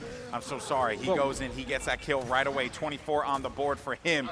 They have that beat presence. That's going to be another one. Zerpting goes down. Ronan looking to close this one out right here. If they do so, that's going to be a wrap. Another player. Bye-bye. Back to respawn with you. It's all up to Drix here. I'm curious to see the route in which he's going to take. They know exactly where he is. He's full red. Not much he can do in this difficult spot. Just trying to look for that angle to stay alive. But they're going to find him. Decapping that home hill. Mortified can't get to the hill in time. And Ronan finds a way to get those last 2 rounds and close this one out 2-0. I mean, listen. Ronan, they have a lot to be happy with. Winning that 2-0. But here's the thing. You let them come back and make this one into a very, very close game. You got to go back to the drawing board and look at the things on Reclaimed that you need to tighten up, because it's very clear that there was something wrong midway through that Rise were able to really exploit. But you know, we saw flashes of brilliance from Rise Nation. We saw areas where Franco turned into his old self, was pushing fights, he was winning fights, but it seemed like they just couldn't keep that flame hot for long. So what would you like to see change with Rise Nation's gameplay or their momentum heading on? You know what? When it comes down to it, I just think they just kind of start off slow. Harbor is their map pick, but in that Harbor matchup, they just wasn't able to get anything going. It took them a while, but what they found that was very, very successful was taking out that main Slayer, taking out the guy who's been making those plays, making sure they called him out. But Rise, you know, they just got off to a slow start in this tournament, but they look good towards the end. But, you know, that's all you can really say about it. You're going to have to show up to play when it's time to play. So, Golden Boy, everybody hyped up Monkeys. Yeah. Was it worth it? Did he live up to the hype? Oh, without a doubt. Without a doubt. Monkeys play hard, and that's what you want. You want this guy who just joined his team. Everyone's going to be like, oh, man, you know, you guys probably don't have that synergy. You don't have that teamwork. It's just not going to work out. But what ends up happening is Monkeys, he's slaying. He's dominating. The thing, though, again, that you got to look out for was the fact that Monkeys was kind of silent in those final few rounds. Yes. Yeah. And those are going to be the things that if Ronan wants to make a significant run in this competition, they need to look out for that. They need to be very cautious of silencing their new pickup and making sure that he could be effective each and every round. And very, very quickly, I just want to say, can somebody make a gif of Frank right there now in that one moment? Because I actually want that one. It's heartbreaking. it was a good one. That could be legendary. Do-rag Franco. It was. And, you know, if we're looking at the matchup, you know, Rise came out flat the first round. They were able to mount a comeback in the second game. But the big issue that I saw from them is, again, they're Slayers. They're young guns. You've got a Vexies. You've got Zerpting. They're starting off super slow. They had like 16 kills in the beginning of the game, and finally in the second half they were able to turn some kills around. But that's not how you want it to start. You have to be consistently slaying. And then when you're starting in a deficit, again, Monkeys was such a terrible threat, picking up multiple multi-kills. he ended up being a huge influence on the game, and he even got the pick when Vexes or Mortifies went in for the quick pick on Boom Shot, headshotted him, got the kill that completely turned the last round in favor of Ronin. So a lot of people doubted Ronin once Identiv's left. Do you think that they found their solid replacement? He looked good. He looked good in that one, and they're looking good so far. But I'm gonna have to, ask me that again on Saturday. Well, I was gonna say, ask me after they play Echo Fox. Okay. Yeah. That's. I think Monkeys for this matchup was the guy that they needed. Identivs is obviously he has been kind of a just a stalwart name in this community and also phenomenal just against these teams. But I think if Monkeys can do that same thing against Echo Fox, that's actually really scary. He would be a problem. Yeah, then I don't know how they keep on churning these great players in Latin America. This is just bananas, bro. It's just like, oh, we lost Identivs? All right, we'll just get this other guy waiting on the wings. Well, and I think they found the spot that they were trying to fix. They've made a lot of roster changes. They've had a different fourth player or fifth player at every event.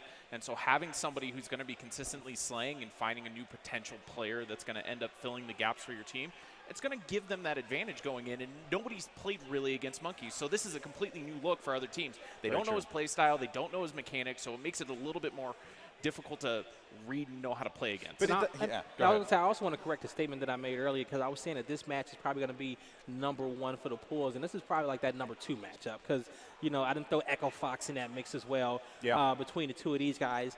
And I agree with you. The Echo Fox versus Ronin matchup, that's going to tell us a lot about what these guys are going to be made of and how far they're going to go. Yeah. If they stomp them out 2-0 and it's like 7-1, then it's like, okay, it was a good pickup for like those other matches. Yes. But they're just not good enough to hit that upper echelon. I feel like they made a huge statement with that win, though. It's very true. I want to see the Ronin from, what was it, Paris? Paris, yeah. That was that was a really good run, and they actually did what I tell teams all the time is if you're shooting for each other and your support players are there, it makes your Slayer's job easy. If I only have to hit one shot instead of two, that makes my job so easy, and then I can go and rotate around the map. Then we have numbers advantage. We can rotate around the map. We can play for the objective better. It works so much better in this when you're not trying to take these aggressive one-shot fights. I just want to see them coordinate a little bit more on those crosses, too. That was something that Ronin just did not really prioritize. It felt like, and I could be wrong here, I am the new guy, but it felt like they simply pushed forward. They allowed Monkeys to kind of get those slays, had their teammates be that distraction, but when it came down to the long game, they just were non-existent. But if you take that fight at neutral, which they were having on B and E, they were succeeding because of the chaos. They really thrived in that situation. They were great on their initials. Yeah. They were completely outslaying Rise, and I feel like that's still Rise's problem. Franco stepped up mid-game, but we need to see more of that in the beginning. But I just want to give you guys an update. We will be going to our feature station soon, where we have Motivate going against the Fable Latin American team. We got a score update on that first map on how that kind of panned out? Actually, he's going to find out right now. Yeah, he's going to figure it out. Okay, cool. That's it. Get on it. Gods. Call on production. The Gears Gods. That's what we should actually always call it. We do actually. Gears Gods. Okay. When I was in the back last year, that's what it was. It was Gears Gods. Yep, and Gears Gods. So yep. you referred to yourself as the well, Gears they did. Gods. Oh, interesting. That's who's ever back there. They did. They did. did. Probably like you're in the hotel and you're just like, hey man, if you want to call me Gears Gods, I'm completely fine. I'm fine with it. I accept that. You're the most popular person in Gears I of had War a right friend now. request this last game. Yeah. Little do you know, Waldo denied all of them. But going into this game, how do you guys feel about Motivate with their new roster with Pels, Soto, a champion as well? How do you think that they're going to do this event? I think they have a lot to prove in that pool. You're looking at them as DeFazio as a shot caller. You have Pell and Soto who, they work in those dimensions. Soto's more of a support player. It's definitely something that you want to watch and see. I don't know if they have what it takes to go deep, make a deep run, but we'll see how they perform here and how they perform against Optic later today. Yes. Also, how do you feel about that team, Blaze? You have players such as DeFazio. We saw his leadership in Dallas. Would you like to see, call him your son, right? Yeah. You know what? DeFazio, he is a great player. He's a great player, and he is a great leader. It's very, very rare in which you can find people who's able to do all those different things. Usually you either find a great slayer, you find either a great leader or a great support player. Very rarely you find somebody who have a little bit of all three. Yeah. Well, being an all-around talent is always the most important thing. I think, when you're able to fill the shoes of any particular role, and granted, some may not be the best at certain situations and others may be, but when you're able to be, you know, multifaceted, that opens the door for your teammates to be able to really capitalize on the utility you bring to the squad. I would like to say that the in-game leader is extremely important. Oh, yeah, for sure. I mean, IGLs are always important, no matter what game it is, man. You always want to have those comms, and I believe this is, yeah, so this is Motivate versus Fable LATAM. We have jumped into the action here yet again. And this is going to be map number 2 for this one. Yes, yes, and so yeah, so you know, this Fable LATAM team, second best place team, you know, and you know, we've been wanting to see these guys really kind of turn up and make a name for themselves, because I even said on Fight Night a while ago, I said, hey, the #1 spot in Latin America is wide open, but I thought what I just saw from Ronan, I'm going to have to probably eat my words on that one. yeah, well, you know, Blaze, it's Vegas. Yeah, that's true. You know, you took a gamble. And, you know, and I lose all the gambles I take. That's why I don't gamble often. You know, you went for the roulette tables. You put it all on all red, on black. and all on black, all on red, all on black, whatever. I'm more of an all on black kind of guy. Yeah, same here. Same all on here. black, and then I lose every single time, and that is why I do not gamble, kids. So Definitely I've something always I been wanna do. scared taking the other bets on the numbers, because I'm like, no, the odds on this is just dumb. Why would I do such a thing? One time I threw down on 21, and then I was like, no, it didn't hit. It was like 20. And then the next game, go ahead, it was 21. After I didn't bet on 21, I was like, you know what, I'm done gambling. This is it. I have terrible luck. I'm a magnet, or I'm a magnet for failure. So now, as we take a look at this, Motivate, Fable, LATAM, Motivate are up, and this is looking to be domination here. And well, we've got a scoreboard update too. Is this the beginning of the first game? Yeah, this is Yes, this is first this is round. map there you number go. 2. Map number 2. Soto finished the whole round without dying once. And that's Jeez. beautiful. That just shows you when it comes down to Soto getting the dirty work done in his rotations, and how good he is at doing that. Managing to cap hills, back out, help teammates, get to the other ends of the map, and putting himself in key spots where it's hard to kill him. And you need a player like that on your team. I've always said a successful team needed a player like Soto. You needed a player that played smart. He always didn't try to play in a fancy way. He played to where he always supported his teammates. Now, how important is it to have a player like that on your team when you're at the top? Well, all around jack of all trade players, that if they can do anything, it adds a totally another dimension. They know what they need to be doing in every situation. Soto's always been one of those players. When he was on United with Dispensa, it was one of those things that you got to watch. You had 2 really good support players that always were crossing for their team. They're always laying down the shots they need to be, and they always had good positioning. When you're doing that, again, it gives you a lot more control and a lot more freedom to start rotating around the map, and he's definitely fulfilling that right now. I don't know what was placed.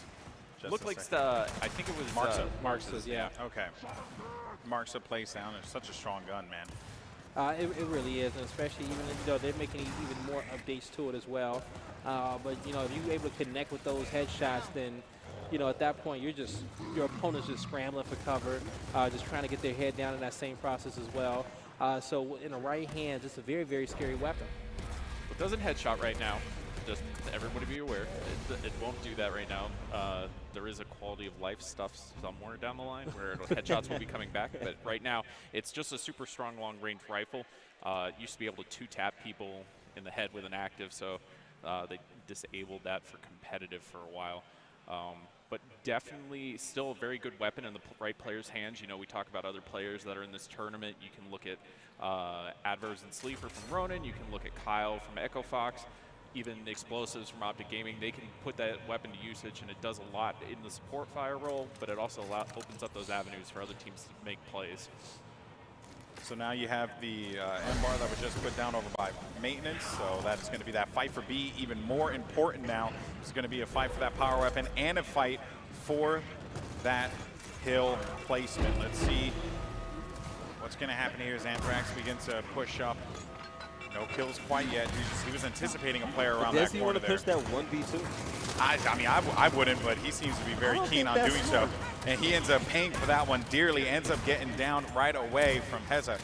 Saying that name right, Heza, right? Yeah. Yes. I just want to make sure, guys, you know. It's okay. I can you're only allowed try. to ask those questions. I'm allowed. You know, if I do another event and then they're like, hey, you're still getting these names wrong, then it's okay. Fine. He can just be like, I'm new here. Don't worry. Like I do it all the time, G. And I've been here longer than you. I still butcher them. Can we get a sufficiently? Like, is that Aaron? Hey, Ron. Is that Aaron over there? Nah. Sufficiently is easy now. That's been and gone. I got that done. There we go. Done in 24 hours. Big one.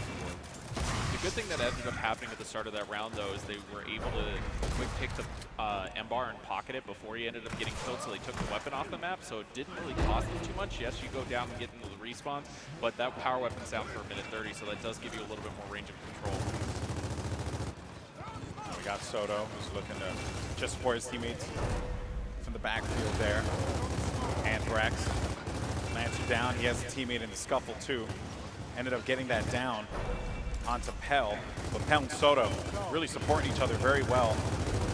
I like this position by the Anthrax. I was going to say, man, you know, because you had Vital who was able to push up, but immediately had to back away because he was just getting crossed. He really couldn't be all that effective. And now Soto's left by himself over in the back. And you can't let him get 2 kills out of this situation, and he will fall. I almost did get 2, and it's just like, you gotta just take that wide. You can't be up and those corners right away and expect him to take out a veteran like Soto. There's 2 things I like right there. Motivate, they Wolfpack. They pushed the group to capture that home hill.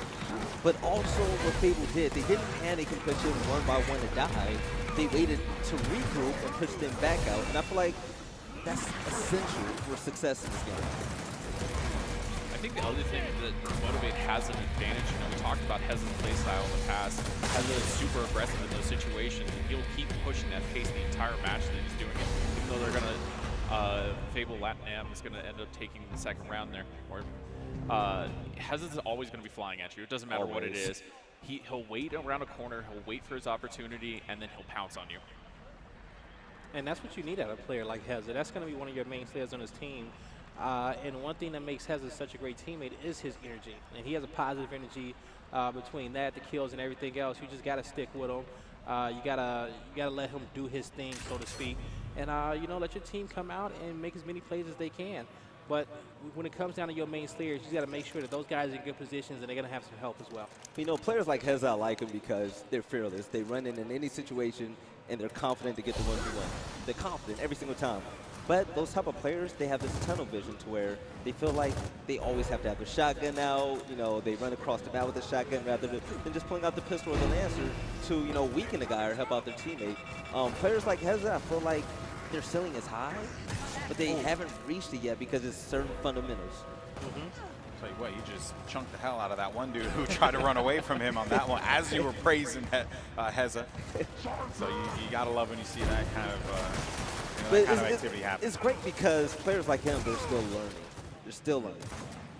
Yeah, you're only going to improve over time, right? And especially with the structure of the Gears Pro Circuit, the amount of events, and just the constant competition that this game sees. I mean, as you mentioned before, that ceiling is very, very high. And if there even is a ceiling, because I mean, I don't know, I could be wrong here, but I remember watching, you know, Gears back in, you know, Gears 1, Gears 2, 3. You watch Gears 1? I watch everything, and you know, the plays and the way that we're seeing it now, I mean, it's getting even better because of the structure that has come through, you know, the Gears Pro Circuit. The players have just leveled up their gameplay completely.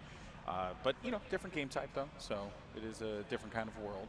Yeah, but exactly. Over time, people are just going to look at the things that, you know, the veterans have done in the past, and then just iterate on it and continue to improve. What's really nice is when you see them mixing those combinations of play styles where they utilize the strafe and the wall bounce and moving around the map. You can see in like players like Franchise how his play styles evolved over the course of being a pro for as long as he has. And you know, I love seeing those mixes as well, but what I wish these players would take and evolve is the leadership and communication and composure of old school players as well. And you know, take some of those characteristics. And, you know, these guys, you know, we see so many talented players, but I wanted to see teams really correcting their mistakes on certain things, really going to the drawing board, really watching film, and really holding teammates accountable for things that they shouldn't be doing. Yeah, I think that just comes down to discipline plays. You know, you have a lot of players that look at, oh, wait a minute, Empire pick up, did he get it? No, he got it. He whiffed it. Oh, there you go. No, never mind. I was excited for that one moment. I was like, oh, this is it.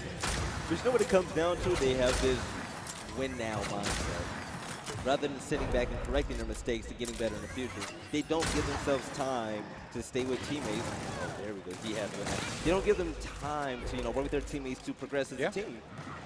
No, they don't. They don't. That's a common issue across all esports. It doesn't matter what it is. Okay, I just did a Halo event. You have players that are just jumping rosters all the time in that community. But meanwhile, some of the most consistent teams in the game, right? Your Optics or your Toxes as they are now, and consistency breeds success, man. It really does, and this may be something small, but if you notice, like especially when it comes down to games that are 5v5, you really can't be jumping around teammates like that because 5v5 games take so much teamwork. You really got to have that chemistry. No, you really do. It's imperative, man, and because you just have to get a fifth mind, a fifth opinion involved, and then at that point, things can kind of muddy the waters, so to speak. You just want to make sure that you're always, on the same page, having all 5 people coordinate. You have to be a family. There was an All Access episode where Optic, they were saying, you have to be brothers in this game. You have to understand each other. You have to trust each other. You have to hang out with each other. Because when you just have 5 random personalities, it's not easy to make everyone happy. Yeah. So you really have to have that camaraderie. Well, you also have to be able to take criticism from your teammates, and that's the thing, if they're being like a brother, you've got to be able to have the other guy next to you tell you that you're messing up and you need to fix things. Yep. And instead of getting emotional about it, you take it in, compartmentalize it, and realize, okay, I need to change this, and then it's for the good of the team. We're trying to win championships here. And that's one of the biggest running standings for Optic, is that they have worked out their chemistry so well that they trust what other people are going to be doing. By the way, Heza just destroyed every single person. Right, as we're talking about teamwork, he's like, I'll let you know about teamwork. Me and my Nasher, we're the team. No, he's a one-man army. We put it in that word. My word, that is just crazy. That is domination, 3-2 for Motivate. Do Motivate have a big matchup against Optic later on today? Yes. And I could be wrong here, but I believe Optic has, from time to time, kind of come out flat early on in tournaments. Yeah, in their pool. We saw with Allegiance first, then we saw Fatal, but that was more towards the championship bracket side. We saw it with Ghost at one time, with those guys kind of taking the map off them back in the day, but that's still a low percentage for Optic. Yeah. But if it's going to be any time in which you try to get the best of them, it's definitely going to be while they're in pool play on day one. You know what Kenny once said? Maybe it's because they're being a little cocky, but I think it was Kenny. He said, we play to the level of our competition. So if you see that, if you think that they start out a little flat, that's maybe why. All right, boys. So let's put 5 players together, go play against Optic, because our level. I don't know. I see that, man.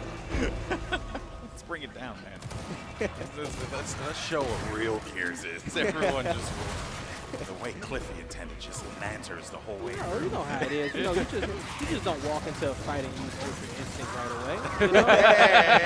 Yeah. Where's the fun in that one? Got to build up to it.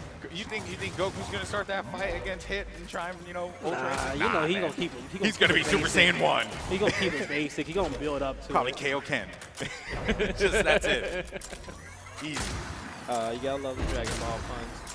Dude, all my casts, even whether it's here, whether it's Halo, whether it's Overwatch, I always have Dragon Ball references. People, it's down the middle. No, it's like listen, fellow anime fans, fellow weebs love it, or they just absolutely hate it. Yeah. Or then that's when I bust out the wrestling quotes. And then you're gonna find a medium with somebody. You're gonna find a middle ground Exactly. in which to connect them. Easy. So you have players here that do it as well. Fatal Strike, whenever he watches film or whatnot, he says he's in the hyperbolic time period. When it's event time, he's Vegeta all of a sudden. Bro, man, we're all a little anime. It's just Our community's a lot of anime. yeah. That's it, dude. That's it. A lot of anime, a lot of wrestling. That's what I've noticed. Yep. I love the Gears community You for never that be one too reason. old for either, and that's the beauty of it all. WrestleMania is a showcase of Immortals, according to Deluxe. And it's this weekend. I don't know if you know. Deluxe told us that 15 times in 1 hour. He's gonna be. I know he's excited for it. Yeah, it was very impressive stuff here. Very impressive stuff. So this game is actually kind of slowed down, just a little bit. Has a little bit because we're going to be in a 20-second respawn round. So both these teams being very, very cautious on the pushes in which they take. And we, at the same time, when we start seeing these kills trading off back and forth, you're going to be just slow it down and wait for them to kind of respawn. So no team able to really get an advantage in this round 6. Lift is one of these maps where you have to be watching your flank at all times because there's so many options of how to rotate through on the map, especially on longer respawn times. Like, if you rotate into their spawn and they don't see you, you can get a flank on 3 guys coming out of spawn and pick up another kills and set them on another 20-second respawn timer. So it allows for a lot of options here, and it makes it hard to control if you're not up on your rotations and trying to play for the map. Yeah, that's where what we were talking about before, guys. You know, that teamwork, that coordination is really going to come into play. And these longer respawns, I mean, it is brutal. At this point, Motivate now need to make something happen, or else round 6 is going to go to Fable. They've managed to, I think, stop A and B, so only 10 points remaining, but look at that. And that 20-second respawn is going to hurt so much, but that is basically going to be it. If they get C, all they need is 1. And they win this. Ooh, nice shot. Heza. Dang. Nice headshot. If he had hit it like a half second earlier, they may have just had like an extra couple seconds there. But Right. Time was not on their side. No. On that one. And the hill counting is different in Gears. It's not like other domination game modes. Instead of 2 seconds, it's 1.5. So you do have a little bit of a window there.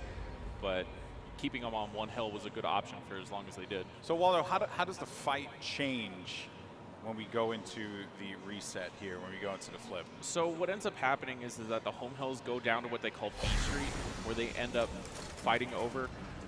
You're not in cover at all. It's a wide open lane, and then it flips to the other side of the deck where they end up putting big weapons, and usually boom shot stuff ends up happening there. The round gets pretty close. They don't want to fight the platform fight.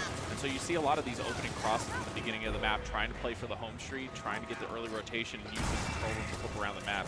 And this is exactly what ends up happening to the team that's in a better position off the start of the initial, ends up taking the first 2 hills and playing for a double home field setup.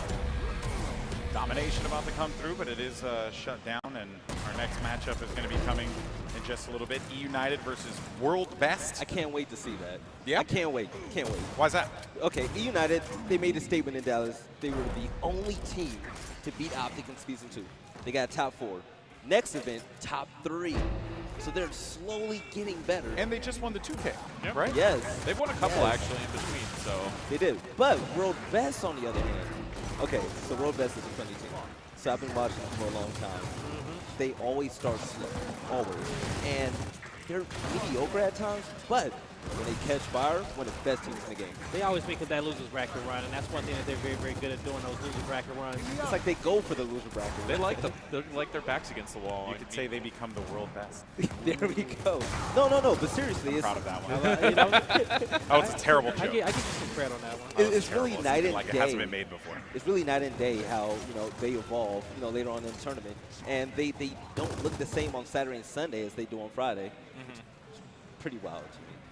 Well, you have to start these tournaments strong, and that's something that we were saying earlier in the pre-show. These teams have to show up on Friday because their pool decides who comes out second. They've got Supremacy, they've got United. If they have a really good showing against United, that gives you at least a little bit of confidence going against Supremacy and whatever upper bracket team they have to play tomorrow. You don't want to go into the losers bracket coming out of pool play. It does set you in a better spot, but you don't want that uphill climb the rest of the tournament. Not at all. And you don't want to sleep because the open bracket teams that are going to be in these polls, you have teams such as Aspire with Goblin, you have the Gosu crew, you have all these teams that actually have talented veterans. So you really can't take it easy anymore on these Fridays. Hey, I was going to ask you, are there any sharks in that pit, Like You know who that's- God Plays is? Oh, of course. God Plays is playing with an amateur team right now. And With I some, mean, with some goons from New York, too. right, real warriors. Real warriors. They really are, though. I'm actually excited to see them. They're under Aspire, I believe? Yes. Okay, yeah. Oh, You that's have gonna be domes exciting. in the open bracket. You have the Gosu crew. The Gosu crew, they've been making noise in a way. They've been competing against the top teams. They look really good. They look like a full-play team. Well, they had the Devastation League that we ended up watching, and they qualified, and they ended up beating, I think it was, I can't remember who it was. They ended up beating somebody from like pretty high tier, and I was like, I can't believe what's going on here. They were playing like a high-level team that team has. It had Strangulate from Synergy way back in the day with Yogurt, Yeah. Wrath, and all One this of the best stuff. and teams in the game. One of the best historic teams in the game. High 4. Shout Yeah. out to High 4. Yeah, great old times. I think we've talked about High 4 like 30 times now this week since I've seen you guys. Never forget. That was, Oh, yeah, boy. that was the last time. Was that the last Gears event we did? The last Gears cast I had was a regional No, my fault. That with The last Gears event I did was Hype 4. Then Yeah. it was the ESL one. Yeah, then I did like the opening for ESL Pro Yeah. League, and then after that, I just waited in the wings. I let Benson have his fun. You're not kidding. Benson's amazing. I love him to death. He's so. When Golden Boy came in, he said, "You know what? Now that all the Europeans are No, gone, I specifically said now that all the Brits are gone, Yes. we can have some fun. That is what I And said. then he found out Dirk was from And then I found out Dirk was half British. And we then don't count He's that. so I fake. mean, his name's Ruiz at the end, man. So he's got a Z. I don't count it. Period. Come at me, Dirk. Say something. See these hands. He's over. He's like talking on the side. He doesn't even know I'm talking hot trash about him. Love it. That's the kind of trash I like to talk, but no one else can fight back. Okay, what's happening with Motivate right now? Motivate was looking so strong in the beginning. Heza was running loose. They had Fable by the neck. Fable's coming back now. What are we seeing?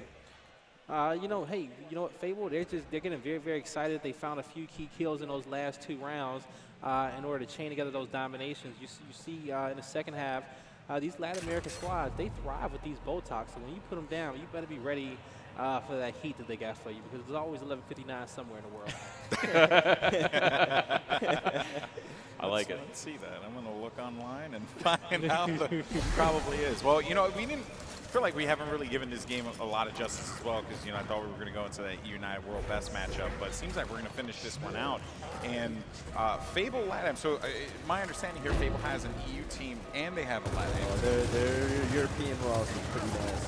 So for them to have their Latin American team also step up here against Motivate, winning this game, that's big. That's Big big. time. That's a big booster. We don't know. I don't remember what the score was in the game number 1 because we ended up leaving it. But I remember that Motivate were giving Fable that stomp. Oh, yeah. In game 1. So if Fable are able to kind of bounce back here, get that victory, and they do have that M-bar control, this could spell doom for Motivate, and we could be seeing a game number 3 here in this pool play matchup. That's one thing I like about these international teams. Fable, the European team, they came to make a statement in Mexico. They got Yeah. top 4. But these Latin American teams, such as Ronin, who's number 1, and Fable and Fire and Ice, these guys don't really play against American teams that much. But when they do play, they go off. They do things that people haven't seen before. All these dual, incendiary grenades and Botox. They use it to their advantage, and that's something that the North American team, they don't have a lot of practice against. I would say though, as a relative outsider, it is a joy to see how tough the international competition is in Gears of War. This is the best it's ever been in Gears of War. Yeah, because I remember back in the day, you always talked about like EU Gears and stuff, and everyone was always like, EU Gears, it's cool, right? But now, like you're talking about EU teams that are capable. I mean, Blaze over here hyping up Fable EU, saying they're top 5. Yeah. I think that's just very important. Also, I want to say it just passed 11:59 in Honolulu a bit ago. Are you serious right now? Are you serious right I now? had to find that out. Oh it was on my my mind. Well, it seems like we're going to go to the distance for this game, Vel, and 5-4. Fable LATAM dropping that last round, but are they capable of closing this one out? Yes. Yes or no? Yes or no? Yes I or don't no? like that Yes or no? answer. Is that a maybe? I like the way Fable's playing. Don't get me wrong. But Motivate, I noticed what they've been doing lately. At first, they were aggressive, and that's when they're winning. And I say it time in and time out. There's a difference between playing to win and playing not to lose. We don't see a lot of aggressiveness from, Pell, Heza, and all them. That's what we really need to see. When Motivate's aggressive, they're winning. But now that they're starting to slow things down, they're letting Fable control the map. And that's not what you can let happen in this. Well, and they also have, Critical on their team was also used to be involving, changed his name. We had a conversation about name changes earlier today. But he was on that Splice roster that ended up placing second in Paris. And honestly, that set the precedent for the rest of the region. Splice finally breaking into that top 2, because before that had happened, they had no international team had ever broken the top 8. That's true. That was the first time. That was the first time, and they went all the way to second place, and they were on no, a run it was top for 4, history. actually. I'll take that back. Top 4? Top 4 in Gears history, yeah.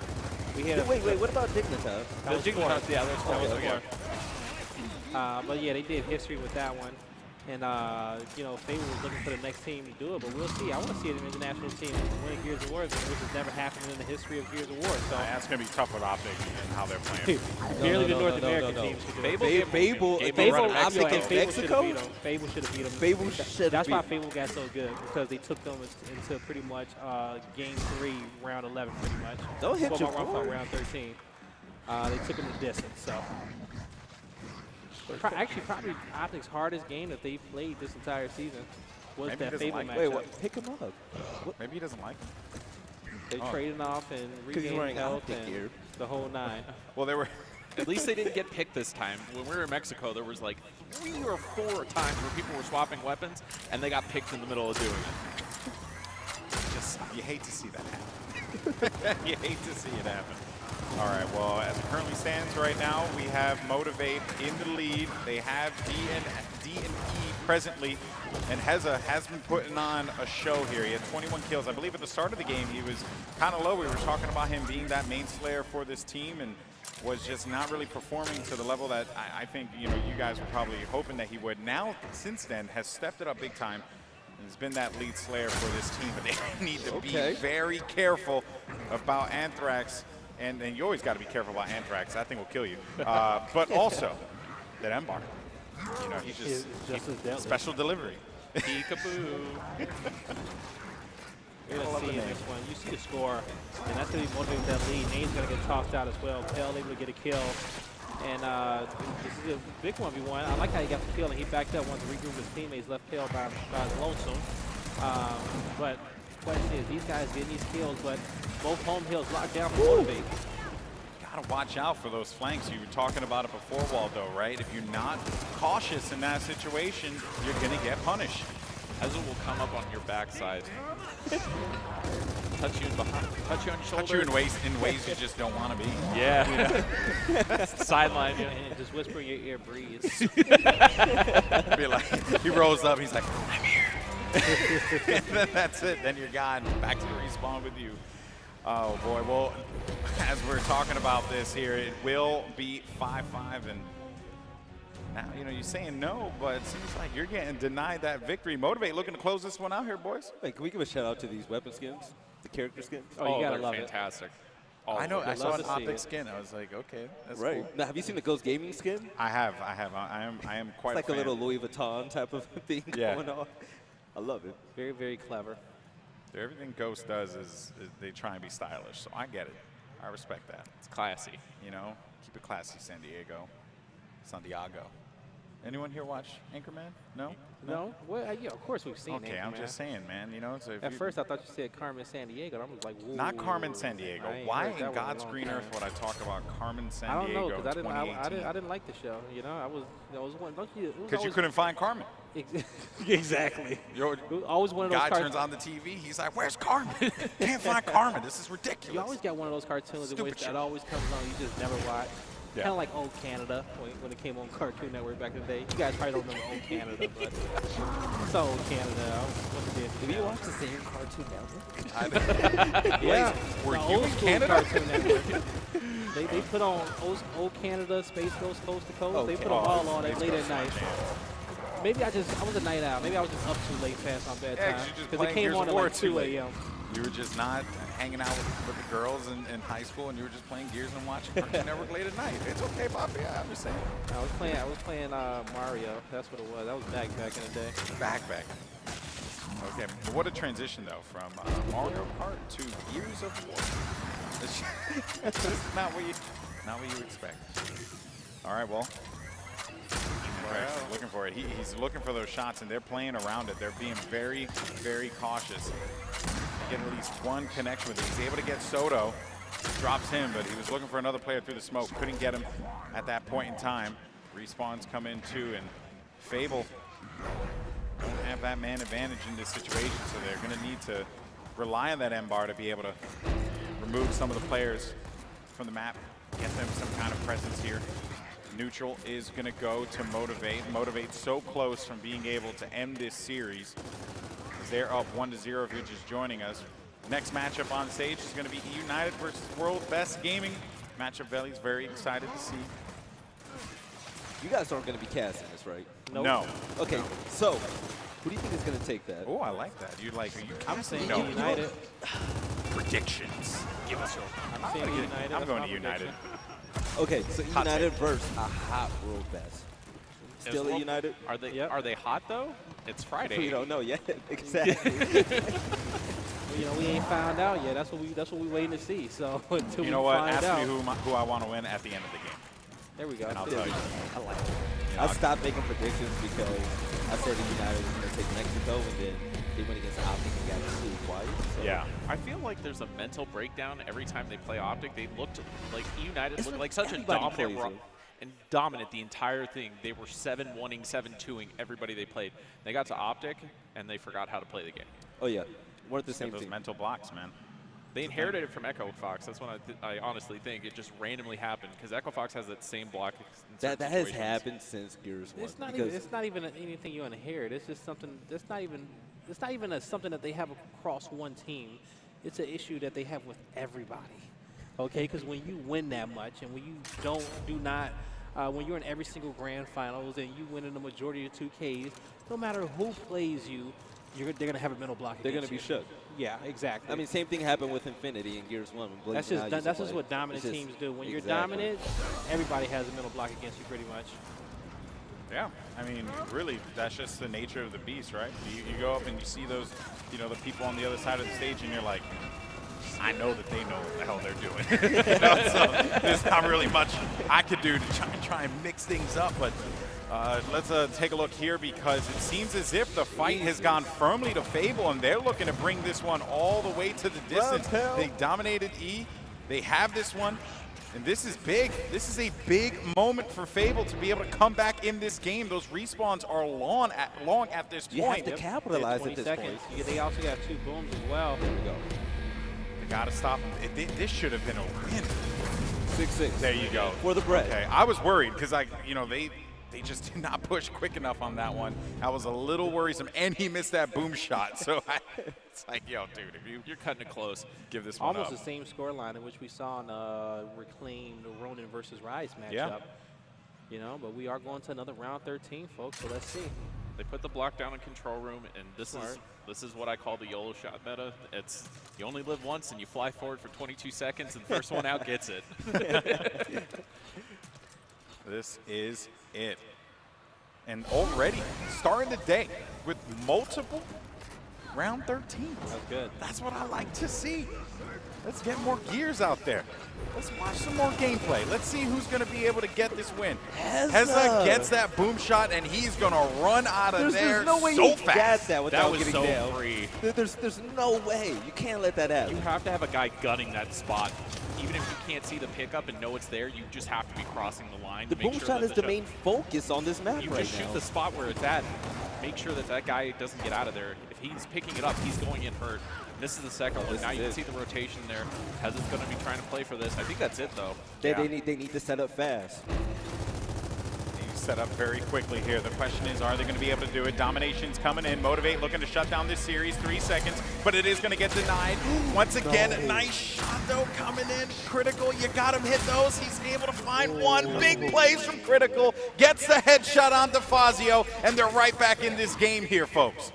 Just when you hate to see it if you're Latin American. You hate to see it. Well, That was my such a fault. good My counter. fault if you're a Motivate fan. You love to see it if you're from Latin America, but those were good plays from Critical, aka Evolving.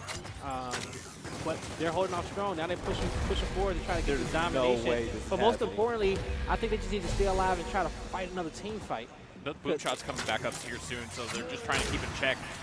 They need a Trying to reset. throw those shots out, try to get the guy off the hill. Currently, they're only playing for 1 hill each, so this round is going to go on for a while longer. Yeah, no one has put a body on E quite yet, but Vital's already going to Vital. get 2 Heza. down. Heza's going to get it. So that's going to be only 1 member left alive, and it will be Critical. Does he make the plays? Again, let's see. He has that M bar. He knows that they're pushing up. You got to hit those, man. You got to hit those. He's just not hitting them. He's getting cross. And it seems like that is going to be Curtain's Motivate. They have bodies on the point, no one on the push-up. Anthrax came up, but it won't matter. And that is it. Motivate wins 2-0. For the bread. Blaze what statement did they send with this? Because in these polls, other than the top-seeded teams, you have to win all of your other games. Yeah, you do. It's extremely important to not get that 3rd seed. It is, because, only the top 2 is going to be going out to our winner's side of that bracket. And, Motivate, that was a good one because they are the 2nd-best team in that pool right now. We don't know which open bracket teams that may fall into that pool, but that was definitely a must-win for them because they have an important game against Optic Gaming later on tonight to see if they possibly can take first in that pool. Yeah, but they were letting. I mean, not Fable to take run anything away from exactly. I don't want to take anything away from Fable LatAm. I don't want to be that guy who comes on and then starts saying some spicy things right away. Don't get me wrong. No, do Homeboy it. loves a little Do it. picante, at the end of the day. But I do got to throw it out there. You can't allow Fable LatAm to just show you the hands like that. Take it over to round 13. If you want to contend against Optic Gaming in this pool, you simply cannot allow that to happen. But you know what? I kind of have to disagree because you have different play styles involved, okay? Fair enough. Because they don't get enough practice against teams like Fable. So teams like Fable, they're the wild card. So when you bring those teams in the mix, you can't really expect other teams to just wipe them because they will always That's bring fair. something you have never seen before.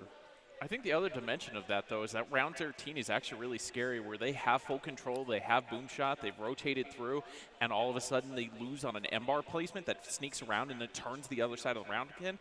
You can't have that happen. You have to be consistently closing out those round 13s quickly so that that doesn't happen. Yeah, you started up that round.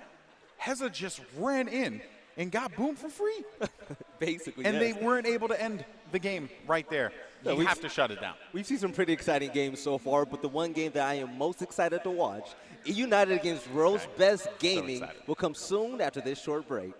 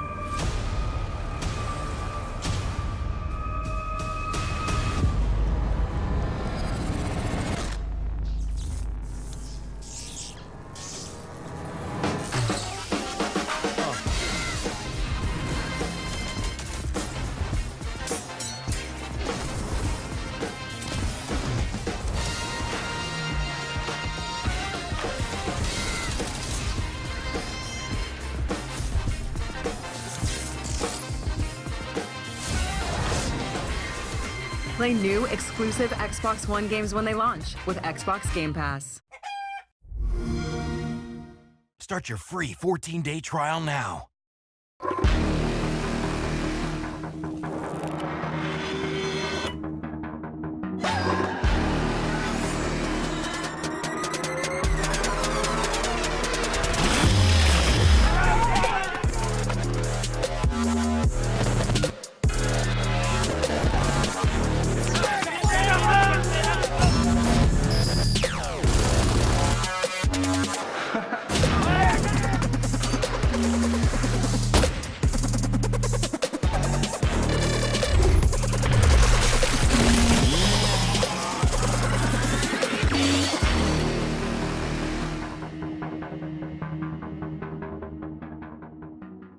lot of people don't understand esports. They don't know what it is. Everyone's on their feet. The crowd has erupted as Ghost Gaming advanced to a championship final for the very first time. My brothers especially, they would be like, you need more balance, you know, not so much gaming. No, like, this is what I like to do. This is what I love to do. Esports is a thing.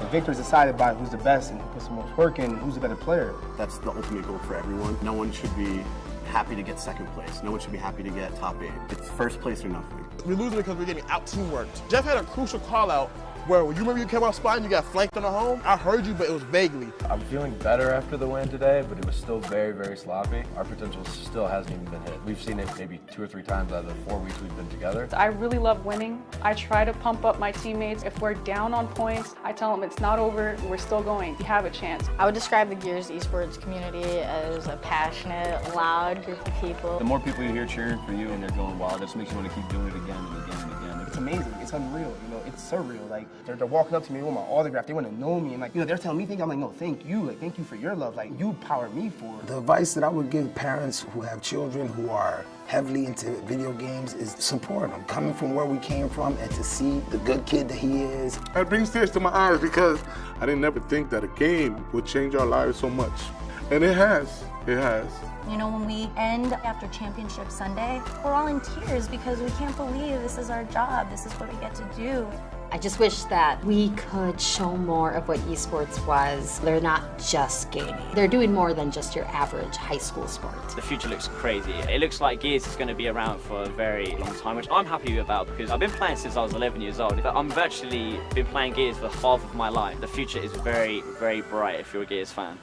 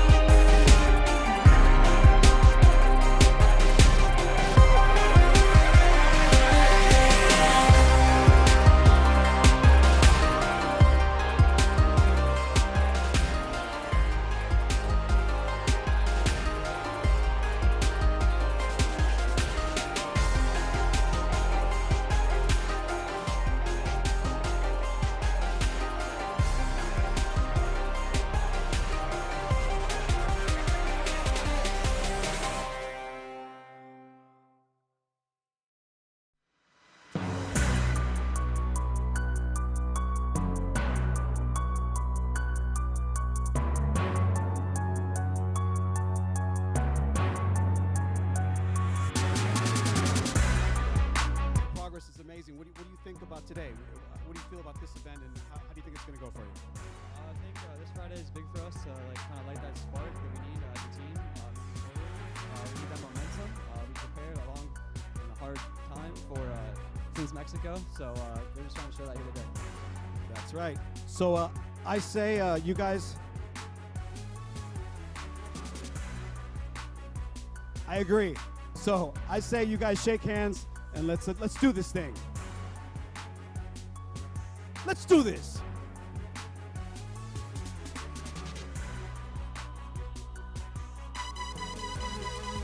Last season I was kind of struggling to find a really solid team, and I worked my way up and I finally found a great team that's in the top 4 region.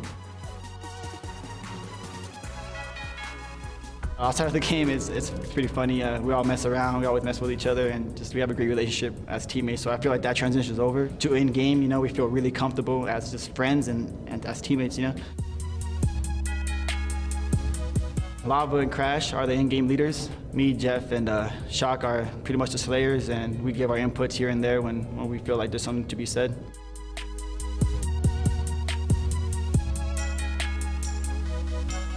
I feel like the key is just to keep playing as a team. I feel like this E-United is the best roster they've ever had, and we feel like we can win multiple events with this roster. My hope is to win a championship with my boys. I just want to be on that main stage and just raise up the trophy.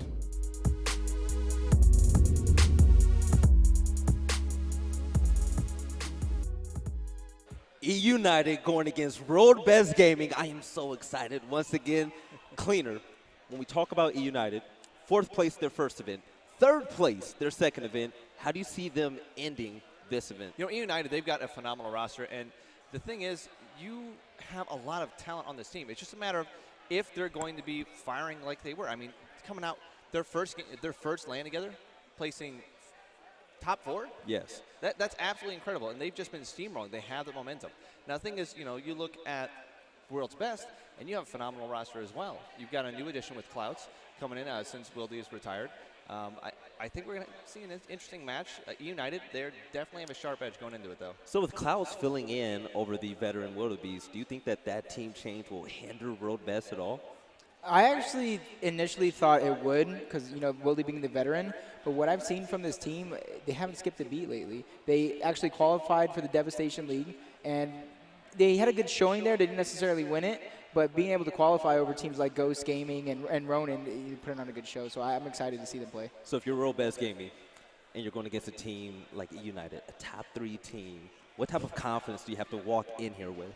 I mean, that's the thing for me. Like, you guys know I'm no Gears of War expert by any means, but I mean, just like a team like United, it's one of those like where I'm maybe just sitting at home on a Sunday, like just sitting there watching the 2Ks and like watching Shock stream, just these guys making that forward progress that you can see, and that's gonna be one of the things. Like World's Best Gaming, you're coming in here, you have that chip on your shoulder. I mean, honestly, at this point, everybody's counting you out of this one. A lot of people, they're looking at the recent 2K events that United's had, and they're sitting there, it's like, okay, these guys should be able to take this one pretty easily. But I mean, we looked at the Ronin Rise match. People were picking Rise to go over top of Ronin up taking it. So I think in this one, like I said, I'm going to sit pretty I'm going to go with E-United. I think they're going to do this a quick 2-0. All right. You guys agree with him at all?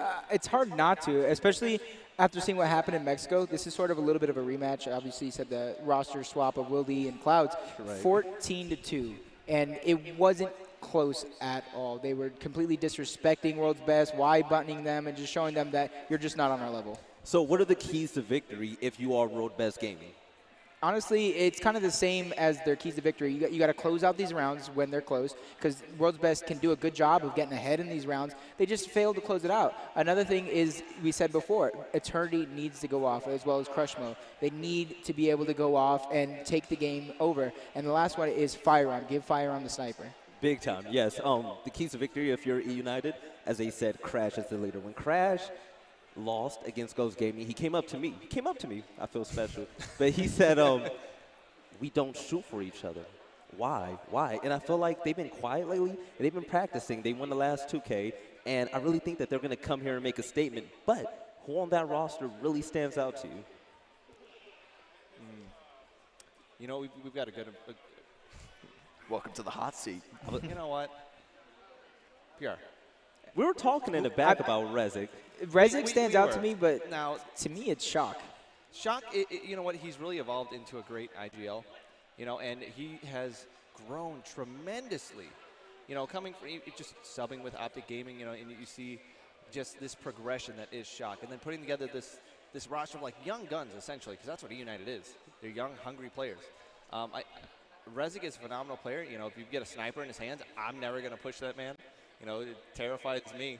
But, you know, Shock. I have to go with you. It's funny that you say young guns because people are quick to forget who they are. Rezik, he's played with the Legions, and he came up with them. But also, Crash.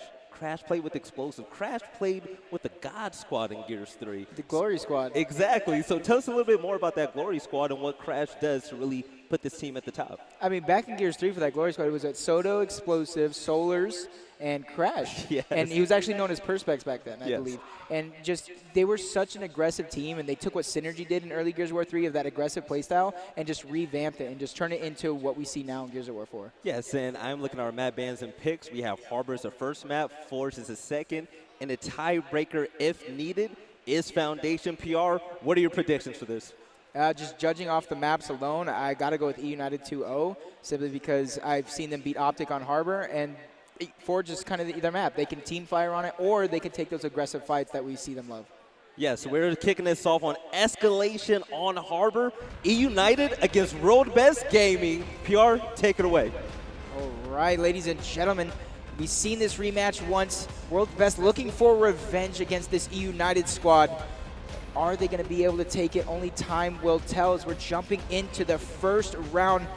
Dirk, similar strategies coming out. 3 people towards the up top boat and kind of 2 playing down, 1's capping as well. Yeah, nice little overview head here as the fight is already going down. The first blood is going to be going over there towards Crush Mode, but you can't see at the top side of your map. It's going to be E United with the smokes down. One player is actually overextending all the way through here as well, but now it's left to fight for a 2 versus 3, but they really know one player snuck through. He's just going to be the silent man at this point to try to go for that home hill over towards that side, but Crash and Lava working side by side, 3 dead for the side of World's Best Gaming. Early aggression coming from this E United squad, kind of what we said. They kind of revamped the game's play from what Synergy did in early Gears of War 3. You know, Crash, Shock, former members of potentially, Optic, is already threatening with the triple cap. You see it coming out, Crush Mode going down. Eternity taking out Firearms, drops as well. First round going to E United, and in under a minute, this is a good way to start off your matchup. It's one of those fun rounds to see when it's under a minute. Like 48-second round, quickly getting to the point, getting down and dirty with it as well. But I mean, you just saw the initial setup that they had there right off the rip. They sent those players up top. One was able to go straight through the smoke, go for that overextension, and then once you do that, you can start to cap that hill. That's taking away all their attention from that up top gunfight. They're forced to go all the way back to that side. So I mean, just all around from what we saw in that first round, United playing that one down to a T, and that'll get them the first round here on the board. Yeah, with Bolt Talks going down, I saw them hovering Sniper for a second because, you want to give it to Firearm, but usually you do want to give it to your good power weapon player, example, Firearm. But when you have somebody like Rezik on the other side that's going to receive a free Sniper, you don't want to do that. You don't want to put it into a 50-50. Is my Sniper going to outside their Sniper? You want to keep it in a team game as well. Most definitely do, and you guys brought up Rezik too. I remember back in the fall region, my first ever event that I went to, and Rezik was just very big on talking about it. Maybe a lot of people don't like me. He said, and that's okay, but I'm going to bring that raw slaying power to the table. So you definitely expect him to be that guy going off for the side of E United here in this one. But now you're going to see World Best Gaming. They're going to go and wrap back here. You can see the play could be going down towards B. 2 players from E United are going to be stacked over here. That's going to be Chirpy as well. Lava, Lance of Fire going to be going down. ETE's going to be pushing on forward. He's going to get the down, but here comes Lava with the support. He gets the revive. They get the kill. The meat shield's up as well. They force World Best back. Yep, so even though they do lose position a little bit over B, but in the middle, somebody from World's Best getting a nice cross. That's Firearm. Xena's going to try and go in and clean up the kill and maybe even take out Rezik, but a lot of dodging going on. He's going to get one on Lava. He's going to try and go for another one. A 3v1 coming out. Xena and Firearm are going to be able to secure that kill, so that gives them 2 hills. We saw them with C already in the beginning. They abandoned that C since it's short respawns and collapsed on that B, so great heads-up play by World's Best. You can see they do have that top control over there. That's going to be Crash laying down that Lancer Fire, but now you can start to see the emphasis being up there towards that top stern sides. One player just going to be sitting down here. Jerpy tries to take this fight out wide. Lancer's going to be out. Immediately switches back over towards that shotgun, and now it's going to be left up here for a 2 versus 2. Kills are going to go down. Jerpy and Crash. They take out Clouts as well as ETE is now. The overextension's coming through. It's going to be Jerpy. It looks like they could be going for a pinch here, but here comes the domination. They just need to try to get the touch on the hill. It is going to be denied here for the time being, though. Yep, just for the time being right there, but they are going to be taken down, or it looks like it. But Xenon, he's trying to be the hero. He's getting Jerpy down, but he actually gets flanked right there. He's going to be able to come out on top. Xenon getting a trade actually with Lava, so potentially, saving the round just a little bit. But E United does have the man advantage for that moment. But Crush Mode going in. He's trying to protect C and get the cap. You see A being decapped right now, so World's Best is just all over the map making the right moves. It's just one of those keys to victories that we talk about there. Are they going to be able to close out these rounds that they are headed? They've had 2 kills, I think, for just like the majority of this game. The score shows 145 to 70 as it currently stands. It's United, they're ready to go, trying to take on this 2v2 gunfight. The smoke is going to be down. Xenon and crew laying down a fire, just trying to hold it off. Another smoke is now going to go out after this pops. This is where they can try to make that progression going on forward. They're able to get right over here towards BBC. That constant Lancer fire that is being laid down by the side of World Best. B is now going to be taken down. It should be neutral for the time being. They're going to go and take this fight straight up. Xenon forced to back up there for the time being, but that Lancer Fire still coming from his backside is good. Shock's going to be able to find the one kill there. Firearm, he's forced to go back, and 2 players from E United, they're going on the hunt for that one. But now this is where they need to try to hunt through and go for that 3 cap, and now they're going over here towards A to try to get this one neutral. They have plenty of time, even if that hill gets decapped, but you see C being capped as well. 3 members of E United are not even going to be able to contest C, so somebody else on their team's going to have to break that one, but in under 6 seconds, no one seems to be in position for E United, but Crushmo dying over on the other side of the map, probably being a distraction. If you see 207, decap coming out, no, somebody, I do believe that was Crash, taken out. Clouds versus Crash a little bit at the end, so great plays by World's Best to close that round out, but it looked a little scary right there. Over on the B side of the map, you know, Xenon was one of the players there. They knew 3 players of E United were pushing through. You have the lead, you have the setup, you don't need to die for that, and it kind of looked like he was pushing in and trying to make a little bit of a counter play, but you know, with that big of a lead, you don't need to die, you just need to play to waste their time. Most definitely do. And like you said, it did get scared there towards the end. It almost looks like one of those ones where it's like, okay, they should be able to take this one. They're at 207. The hill was about halfway from being decapped, but then they're able to come back and get that win there as well. So a little bit too close to comfort if you're side of World Best, but they do get that first round there on the board for their side, and the long shot's going to be placed down. How do you feel about that pick? I like it from both teams, actually. No matter who really puts it down, if you get in the hands of Firearm, if you get in the hands of Rezik, as he's going to be the first person for us to pick it up. The Jerpy being taken down, so they got to play a little bit of damage control. Give Rezik a chance to use this sniper.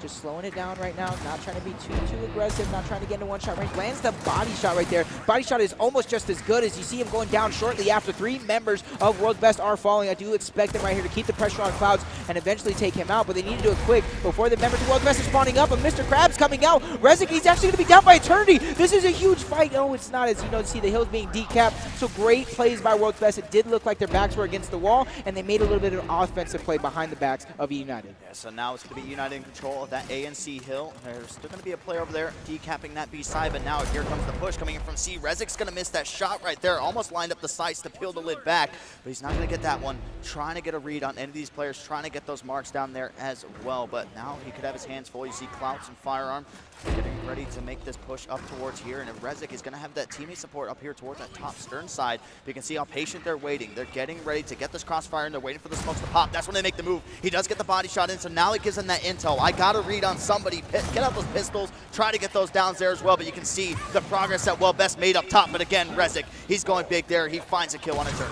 Basically 2 kills for Rezik there. One of his teammates was able to clean up Clouds, but this is what you want to see out of Rezik. Even if he's not hitting the headshots, I do believe he almost has 100%, but he's getting shot in the back. Didn't even notice it at first. Take it out. So World Best holding on to this round, but if you look at the score, Dirk, it's beginning to pull away from them. A 30-point lead for United, and it's only going to be getting bigger, especially since Shock was able to grab the sniper respawn. And I feel like it's just been the story of the game here thus far. So up here at the top stern, it's been dominated by E United from right off the rip. I think maybe in the round where we saw World Best win is where they started to take a little bit of that control, but you saw when they got the quick pick on the long shot at the beginning, they're able to just continue. They held that top area, and again, they get the long shot back in their hands. You can't allow that to happen. That's where you have to make that a top priority to push over towards that side, but we have to give credit where it's due to E United for being able to hold those lines in Shock. He's doing some pretty good damage with that as well. Yep.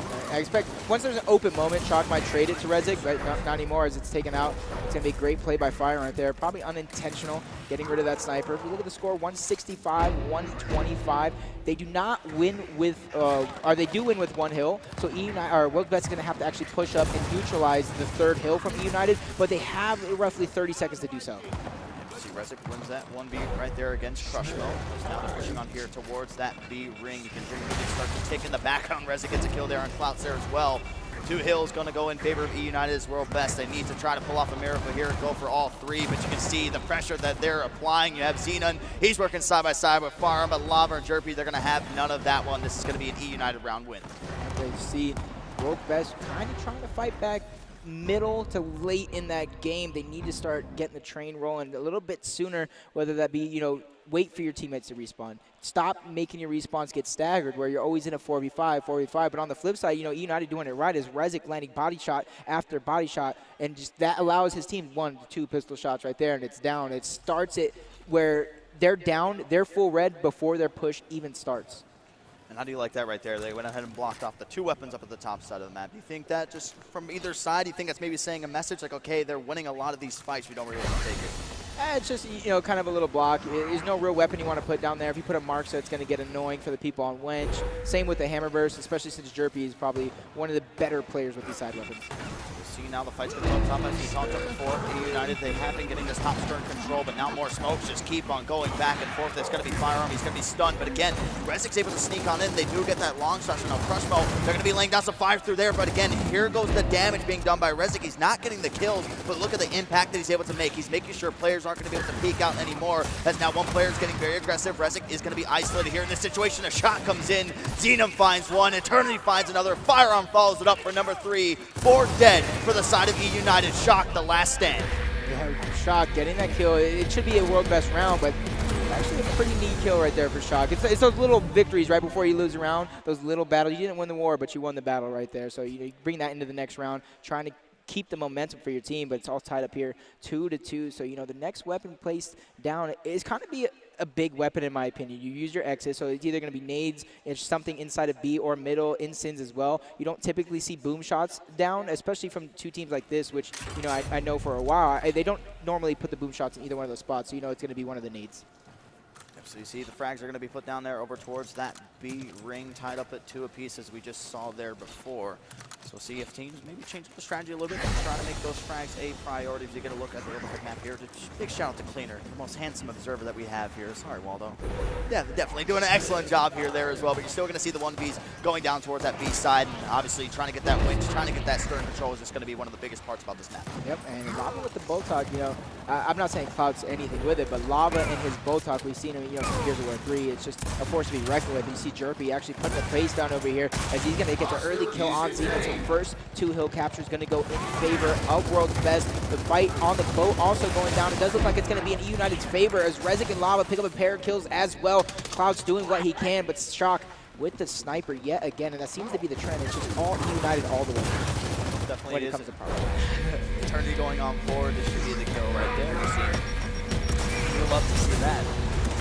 That's something I'm always a fan of. Back when I played, I always got in the players' faces, Y button, whether you show them a little disrespect, whether you mean it or not, that sometimes does something to these players that are standing across, whether they're demoralized or they're trying to gun for you specifically. You're trying to catch them off their game, and that's what I expect United to do there. It's the second event in a row I've seen it happen.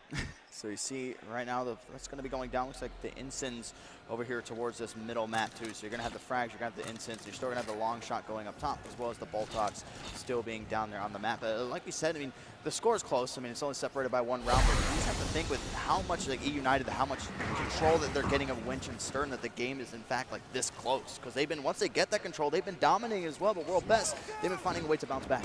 Okay. I think they're playing a lot through B or even double home. The Cloud's taken out early on by Lava. I do believe that was up top, but Lava with the instant right there. Sniper in the hands of Firearm.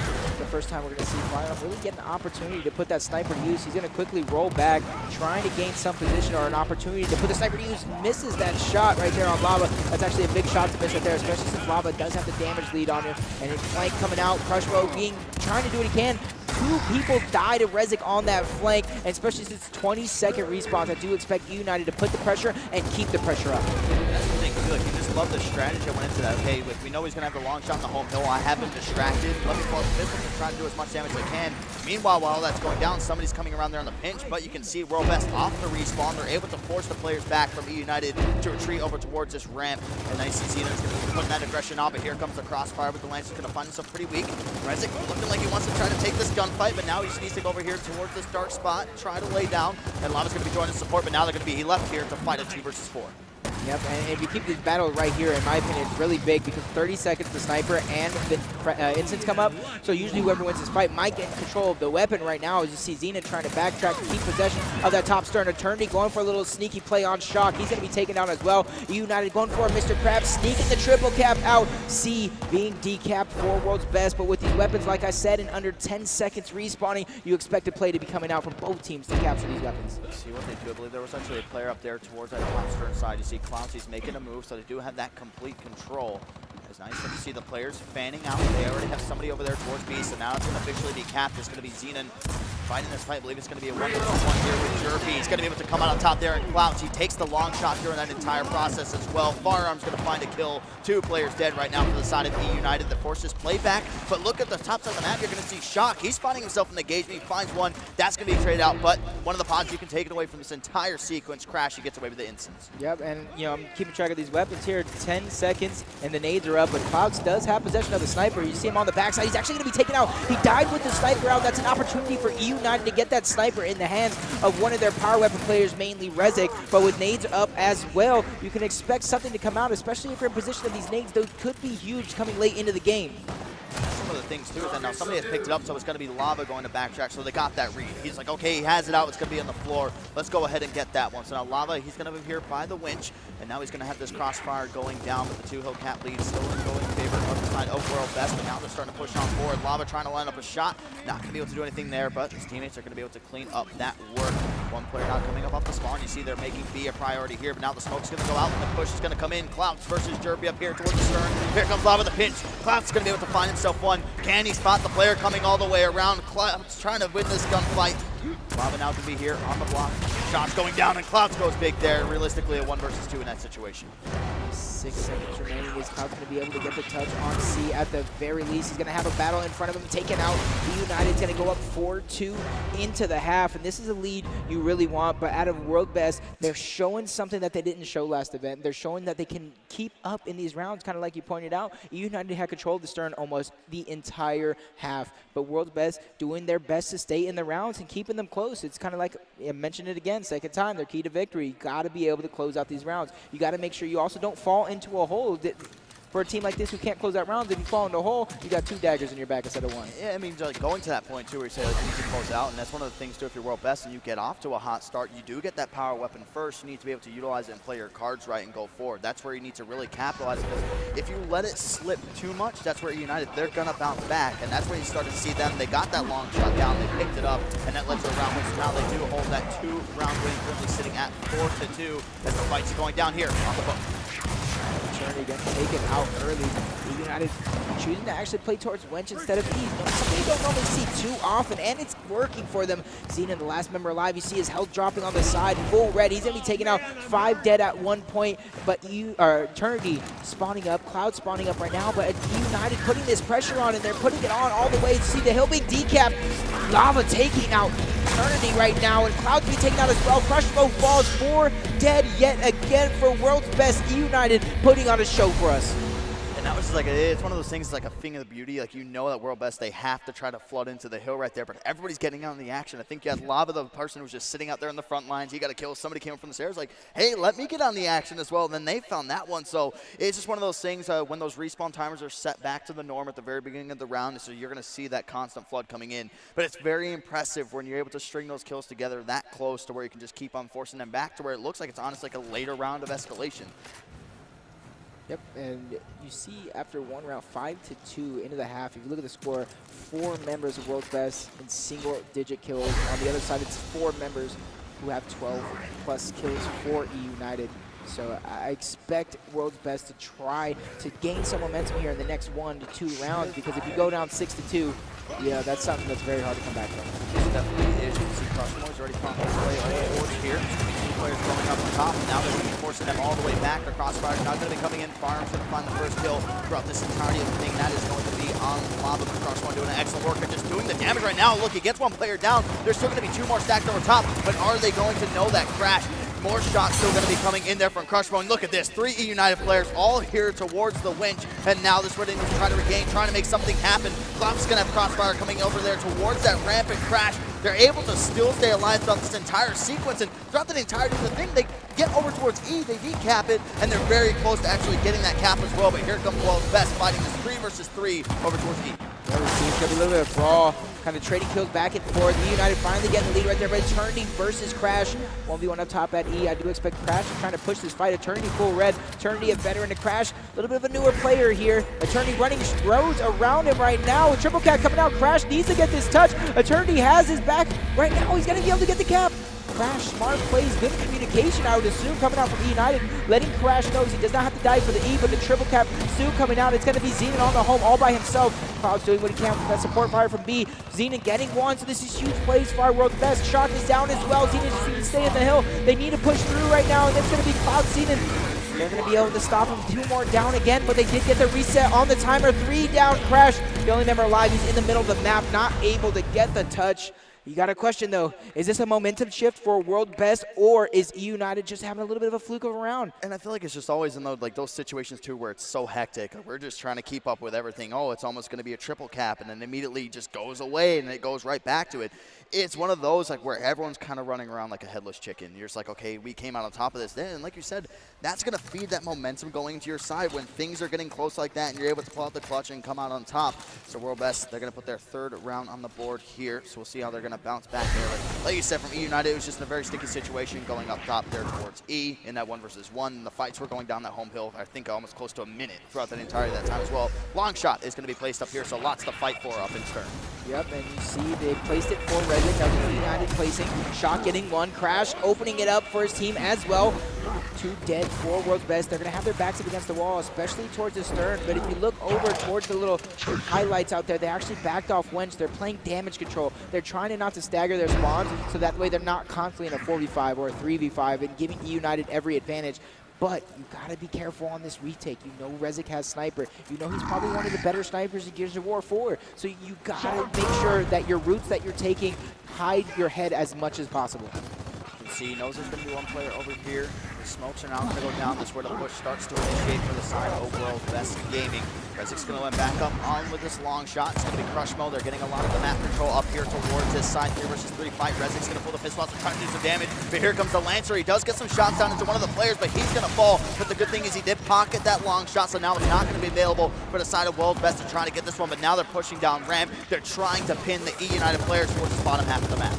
Now Eternity has an opportunity right here, trying to threaten with this Mr. Krabs triple cap. If he would have went through the house right now, you see the members are spawning up. 1 actually just spawned up, so Eternity, somebody behind them, I do believe that is Berker, their coach, needs to let them know, hey, maybe 1 spawned up. If you hear the sound coming out, just sit in the hill and let them come to you. World's Best needs to sit back and force the members to them as 4 members of E United fall. Crash not going to be able to get there in time for the touch, so 2 straight rounds for World's Best, and I do think this was the momentum shift I was talking about, and this is great heads-up plays by them to capitalize on the mistakes by United. And now that's back-to-back rounds where we're just seeing, I mean, you look at the side of E United, I think a lot of people, when they look at this team, okay, they're just going to dominate the entire tempo of the map and how the teams are going to play. But now we start to see, like you said, with that momentum shift, they're putting E United with their backs against the wall. They're forcing them to play out a spawn and put them in a situation where like, you can't overextend and make it to E. You have to try to fight for your home hill despite us having 4 players here, 1 with a Lancer out, the rest with a shotgun, just getting ready to push forward on those lines as well. So I definitely think momentum shift is the right word to go with this one. 2 rounds in a row now for World Best as they can try to tie it up here in this round. You're going to see Boltox going to be placed over there towards Cargo as well as Pipes. Yep, and it's typically what you see out of United. They like the precision weapons, give it to Crash, give it to Rezik. You know, even Lava right there, you see it pick it up. He was actually a really good sniper. Here's War 3. So you see this overhead. We're going to jump onboard Crash here in this smoke fight. Crash doesn't exactly know where every member is at. So they're kind of fighting in the smoke with fire. I'm going to get that quick pick. He's going to try and get out with it. Cloud is going to fall. He is going to be put full red by Crash. Ran the Lancer, he's not going to be able to clean up that down right there. And he's actually going to stay up there and take out Crush Mode. So great heads up by United right there to know that Crush Mode's team kind of left to try and save that sniper. I agree with the play, but I don't at the same time. A little bit of bittersweet. It all depends on if Firearm can put it to use. See what he's going to do. The 2 players that were left up were Firearm and Xena, so now they're just trying to play their lives. But United, they still have this 2 cap towards World Best as 1. Firearm is going to be playing over here towards the home, and now they're going to try to make this push over here towards the E Hill. Firearm is going to be playing over here towards the Cargo side, waiting for any player to try to peek the head up, try to at least do some damage. Smokes are going to be out, and as soon as you know those pop, the push comes, and it's ready to go. 2 players already going to be over here towards E. Shot's going to go down through the smoke. I don't believe was able to tag anybody up. You can see E United, they're holding down their lines. They have Rezik right here. He's going to be able to find one there on Eternity, but Crash and crew, they're laying down that cover fire with that Lancer. They're forcing them back, and this is the E United that we saw in the early rounds right now. Yes, it is, but I'm also questioning World Best right there. no one pushed up with Eternity. Of course, Firearm is sniping. I can understand that. But no one pushed up with Eternity on that push to try and make a little bit of a team push to give Firearm their shots. So he ended up pushing them by himself. Rezik giving it a quick little shot because he did have position advantage, taking out Eternity, and that stopped the entire push. But if you push as a team, you don't necessarily give Rezik that shot. Definitely don't. So Firearm still trying to get something going here with the long shot. But you can see United, they've been sitting in these spots for the past 45 seconds. Shots are going to be going down through the smoke. The packs are going to be coming in there as well. One player's going to fall. That's going to be Eternity. Firearm goes on board. He's going to take out shot. Goes in there for the revive. Eternity still going to be staying up throughout this entire process. Going to be able to find a kill there on Crash. Now 2 more players are going to go ahead and push on forward. But Clouds is going to be here to try to make the trade happen. He finds one there on Rezik. Lava versus Clouds up here on the E-Hill. Lava going to get the shot. Bounces all the way back. Clouds is going to fall. Comes out on top in the 1v1. That was a beautiful shot by Lava right there. Quick back A, getting Clouds down by his feet, actually, is what it looked like to me. But he does get the sniper. I talked about his ability to snipe since Gears of War 3, landing the first shot, so he's 1 for 1 so far. Missed the second one, but that's a thread the needle type shot. So United's gonna back up just a little bit. They know they win on 1. They know they don't need to dive for E. On the flip side, it's gonna be World's Best forced to make push. They have to make this push, secure E, and then they have to push for F as well. So it's gonna be a little bit uphill climb for the rest of this round. Lava with a deadly combo, long shot, ball talk in the back pocket. He's gonna go ahead and walk right into that smoke. He's gonna get the stun crash. He's gonna be able to find the kill there as well. Xenon down here towards this lower side. Rezik is gonna come on top on that engagement. Cloud's trying to wall bounce, trying to get away with his life. Not gonna be able to here. E United. 6 rounds on the board. Yep. With this last weapon placement, if World's Best wants to come back, this is going to be their last opportunity with weapon placements, because if you're winning, you don't get to place the weapons. So World's Best need to take the full 30 seconds and really think about how you want to change the map. Because I talked about it, you could typically only really see nades down there, but at the same time, boom shot wouldn't necessarily hurt. It's unorthodox. You don't normally see it from teams down there with a sniper up top, and you're not really getting control all game long like we continue to mention of that Stern. Maybe you kind of want to switch it up, but it was nades picked by World's Best, so kind of the same thing as the first half.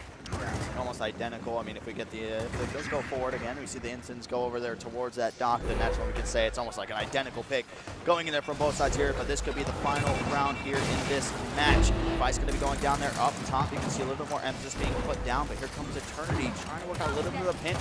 Has those active shots ready to go, locked and load. Can he try to find a kill there? Does a little bit of damage. Is going to get away over here towards the Cat side, but his teammates are doing an excellent job of just playing their lives up top. It's going to be Cloud finding that first one, Firearm, getting the shots down there from the ramp, and they have taken control of the. Not only is it going to be on cap, but now they're going here straight for the 3 cap already, but here comes the push. Eternity with a nice kill there onto Crash. 2 seconds away. Shock is not going to get there in time. What a quick round and what a way to bounce back for World Best. Yeah, I was talking about maybe they should have put a boom shot or something down, but on the flip side, if you believe you're losing because of certain gunfights, something that isn't a strategy or anything type like that, okay, you can put the same nades down, run the same strat as before, and then there you go. You just win the same shotgun fight that you lost the round prior, and you come out with a victory. But like you said, round coming out, is it going to be United placing those instants again, or something else? But I do expect instants since United is actually taking control of this game for the most part.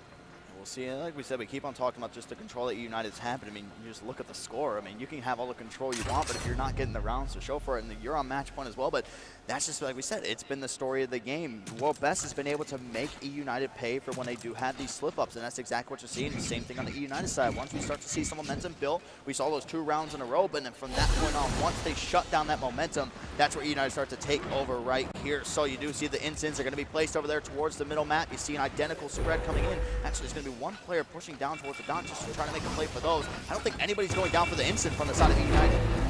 Oh, maybe a little bit of bait. Last time it was Lava that went for the instants. This time nobody did, and it seems to be working. It's 2 quick kills from the side of E United, and those instants weren't even put to use. 2 wasted instants by Clouds. We need to start picking this one up, especially since Clouds has about 13% health left. Shock trying to play a little bit of the team fight, rotating out, maybe get a flank on Zenith, but it was probably called out by Clouds as well. Shock's flank was put to a halt right here, but Jerpy trying to come up and save him. Clouds getting the kill on Shock, but Jerpy taking out Clouds, so it's going to be a continued fight right here. It's Crash getting a kill elsewhere on the map. That was Stern and Xenon with a nice back A, taking out Jerpy. So kind of all tied up here when it comes to kills and numbers, but I do think Sniper in the hands of Crash, if he can get out alive and trade it to Rezik, will be a big impact.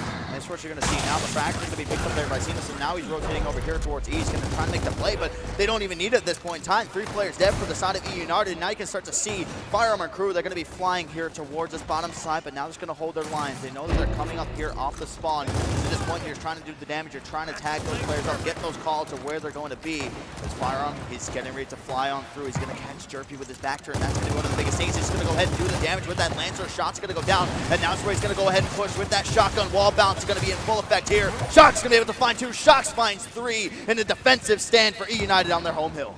Great heads up play by Shock right there, getting 3, as I said, or you said, instead of fresh mode, trying to do what he can. He's trying to anchor E there, trying to make sure that they have to fight for every inch. You see the Lancer Fire coming down, but if you're in fresh mode right now, you have to go big, and he is taken out. That leaves Eternity. If he doesn't get a touch, he has to actually decap. A touch isn't enough here. He's going to be taken out. Cloud's taken out right after, so E United take map number 1, 7-5 over World Best.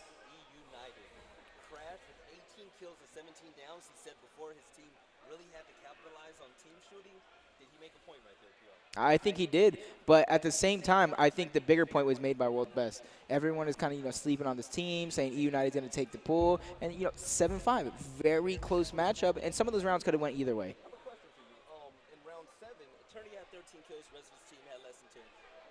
This team, their problem isn't skill, it was more rotations and just map control. What did they do differently to make it close, and what can they do differently next time to make it even closer? Just by judging off kind of what I saw, the overhead maps and being in the game, they didn't fight for position they didn't need to fight for. It's something I always say, you can have all the confidence in the world to fight every fight, but you need to have the brain to know you don't need to fight every fight. Yes, and with E United, who really stood out for you? It's honestly, it was just a great team effort. I mean, we talked about the downs and just the kills that were going with it as well, but it was just, I don't even want to really spotlight just one player. I mean, just the overall team effort when it came down to going up towards that top stern. As we said, they dominated, I think, every single time. There was maybe a couple times in a few rounds where World Best was able to finally take that control, and then that's when you start to see them gain that little bit of momentum. But you saw the resurgence that came from E United in those situations when their backs were against the wall. There were some times where it was either World Best, they dominated that top stern, and then they just ended up taking the entire round, or if they dominated it and allowed E United in a position to try to get set up there. So, I mean, all credit to E United. We talked about how dominant it's been, but just the fact that World Best was able to keep it so close is something that kind of boggled my mind a little bit with how dominant they were being. To kind of piggyback off that, you were talking about how, they would dominate, but then they kind of lose control. They're not able to capitalize on it and kind of keep those positions, and kind of be fluid and adapt to the rotations that are coming in from E United. We saw some solid plays. It was kind of 50-50. It was a little bit of a toss-up with the power weapons. E United, we saw Rezik with the sniper. We didn't really see any power plays made. They're put on the ground, but are they making any plays? That was from both sides of the spectrum. Yes, World Best Gaming, a team that got top 6 in Mexico, a group of highly skilled players. I want to see if they can actually start off hot in Map 2. But before we go there, I would like to send this off to a video with World Best Gaming.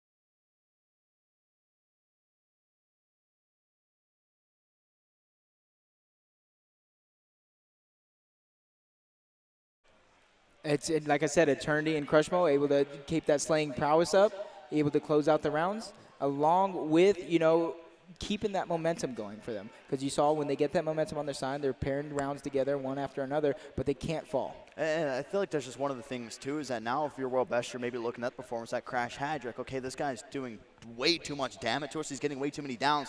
Let's try to isolate him in some sort of way. Let's try to make this a priority that when we spot him on the map, we're going to try to either try to take him 1 versus 2, or we're just going to try to make that happen. Stop the bleeding just a little bit because, getting those downs is the ultimate assist man. It's like the point guard of the team at that point in time for your Crash as well. So I think if you're United, you're expecting another big performance coming in here from him as well. And just from the side of World's Best, you got to replicate sort of something similar towards that, getting those team fires in.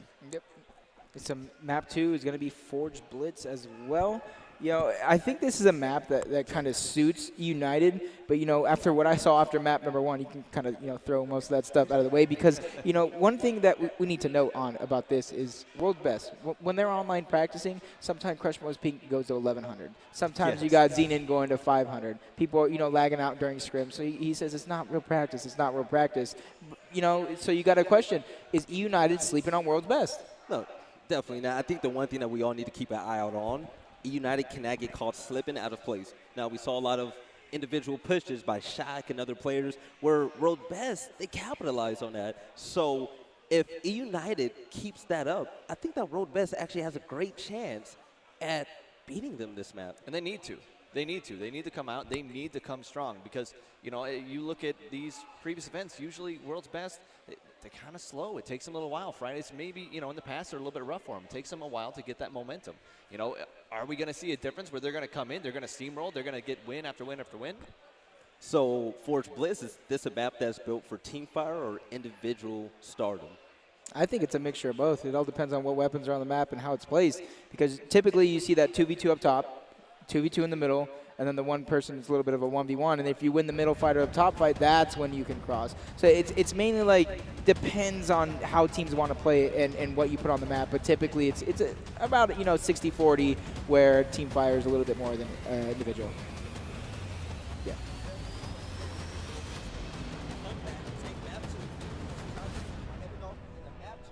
Forge Blitz, PR and Dirt, take it away.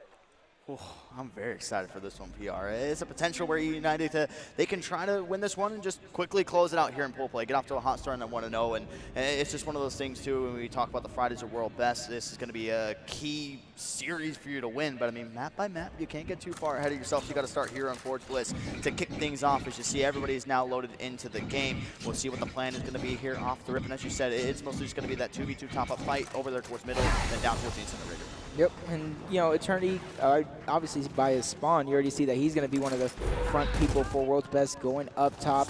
And do I see, for a second there, I thought I saw a little bit of Trick Strat 3 going up top. But, you know, it's same 2v2 like we, you know, said before. It's going to be Eternity that we're going to jump on board first. He actually has a good position right now to put down some fire, but he needs to put down damage, and he died a nice shot. Taking out Shock. Rezik, dude dying in the middle as well, and it does look like Home Hill Crash might have gotten taken out as well. It's Lava doing what he can for United to keep them into the game as C is being decapped by World's Best. So an opportunity for our Mr. Krabs play is the key fights were won early on in that round, but the spawns are short, so they're going to have an opportunity to touch. So we have a 3v2 going down, making a 2v2. Zenon getting one, jumping into Rezik's right-handed. Rezik going for a back A as well. Huge double kill by Rezik to save United.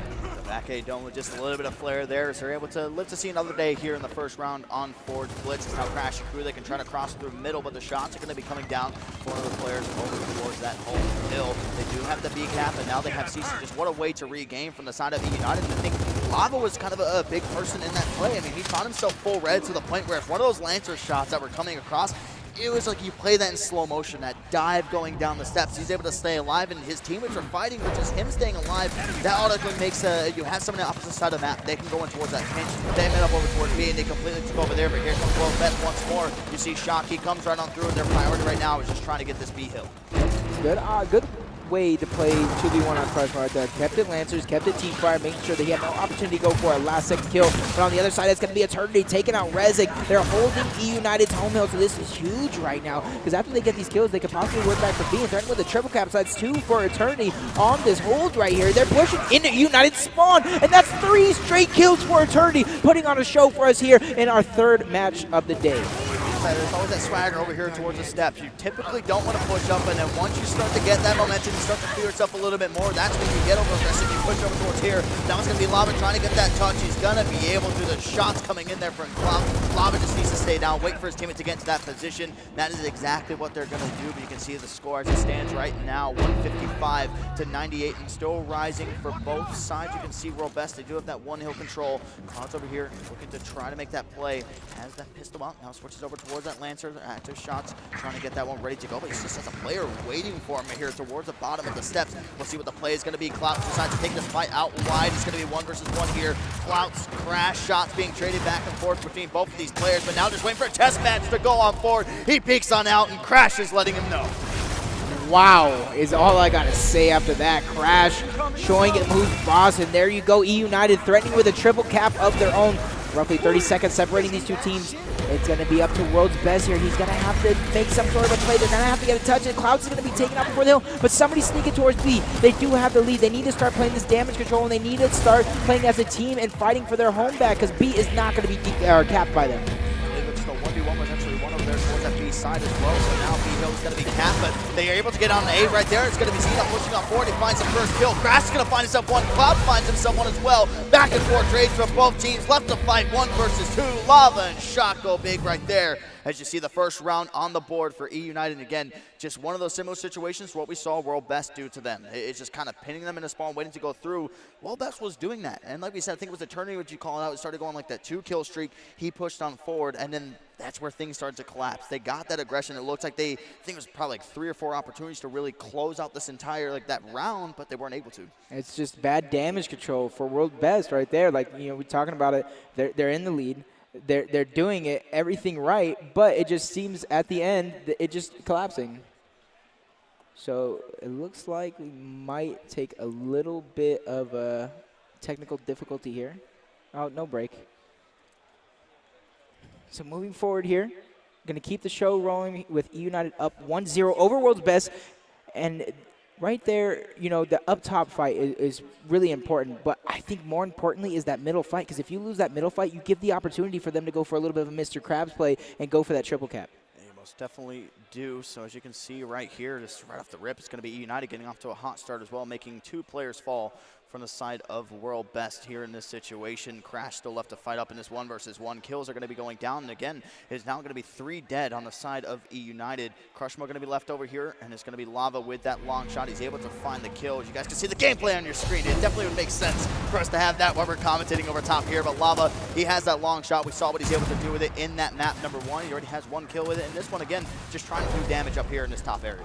Yeah, but we jump back in, you know, 2 hills in favor of World's Best, and that's going to be Eternity with a sniper.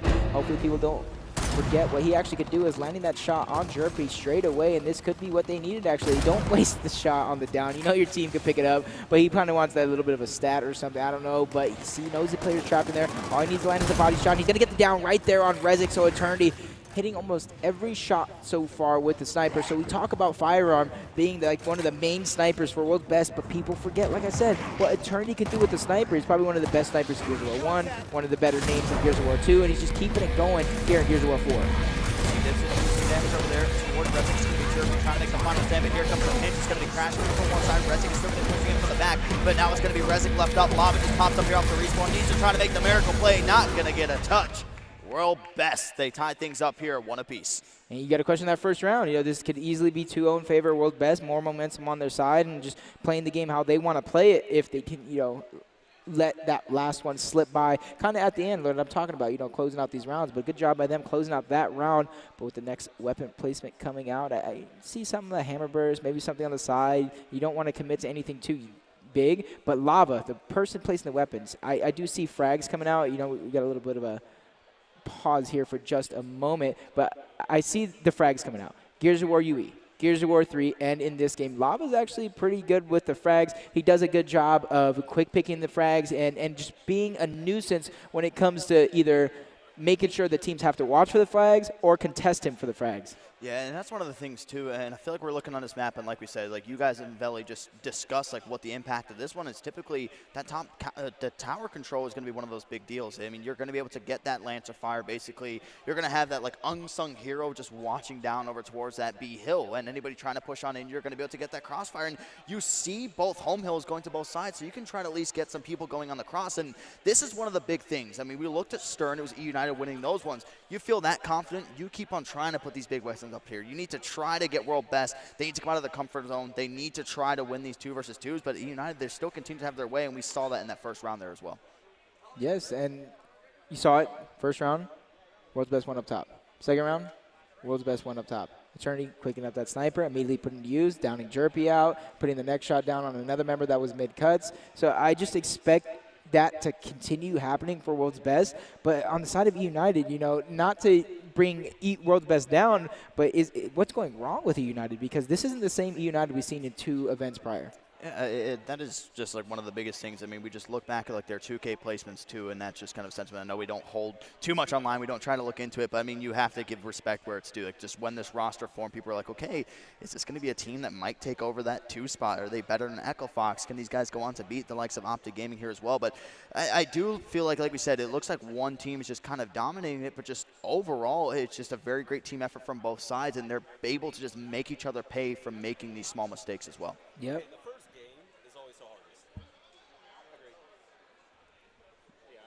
I agree. Yeah, usually the first game is always, especially if it's your first game of the day. You know, you got to shake the cobwebs off, whether you're warming up beforehand or not. It's when you get in that tournament mode and you get in that gameplay mode and it's there, sometimes you just have a slow start. You know, and like I said in the event prior, we saw Echo Fox and Ronin square off, and Echo Fox had a slow start in the beginning. They lost map number 1, but they came back 2 straight maps. So you see a team like World's Best, who typically does not play well on a Friday, and they're completely coming out. They're playing really well. They just need to, close out the rounds, and they're showing that maybe United either slept on them or you see the progression in their team and teamwork. But you know what? That's what I like about Forge Bliss, okay? This isn't a map you can jump in and just dominate off the rip. This map would actually help the teamwork aspect of the game. So if World Best can start off hot in the control room, I feel like that would give them such an advantage. These teams, they send their best slayers there. If you win that fight, you get the sniper, you can overlook the map and just control the whole map. You can dominate it. And I feel like whatever team does that first, they have it made for them. And that's just like one of the things too, is that when they do end up winning that fight, we saw it in the first time, they won these initials, they get that map control, they're not able to push on forward. They're not able to make that collective choice. Okay, are we going to sit here and just maybe wait for them to come off the spawn, get that next wave of kills, or are we just going to take it right to them too? So there's that little bit of uncertainty that does come in. So it's a little bit of a technical issue there. We are going to be jumping back into the gameplay. It will be the frags placed down there towards that B hill. I expect Lava to be one of the players to make a play for those nades.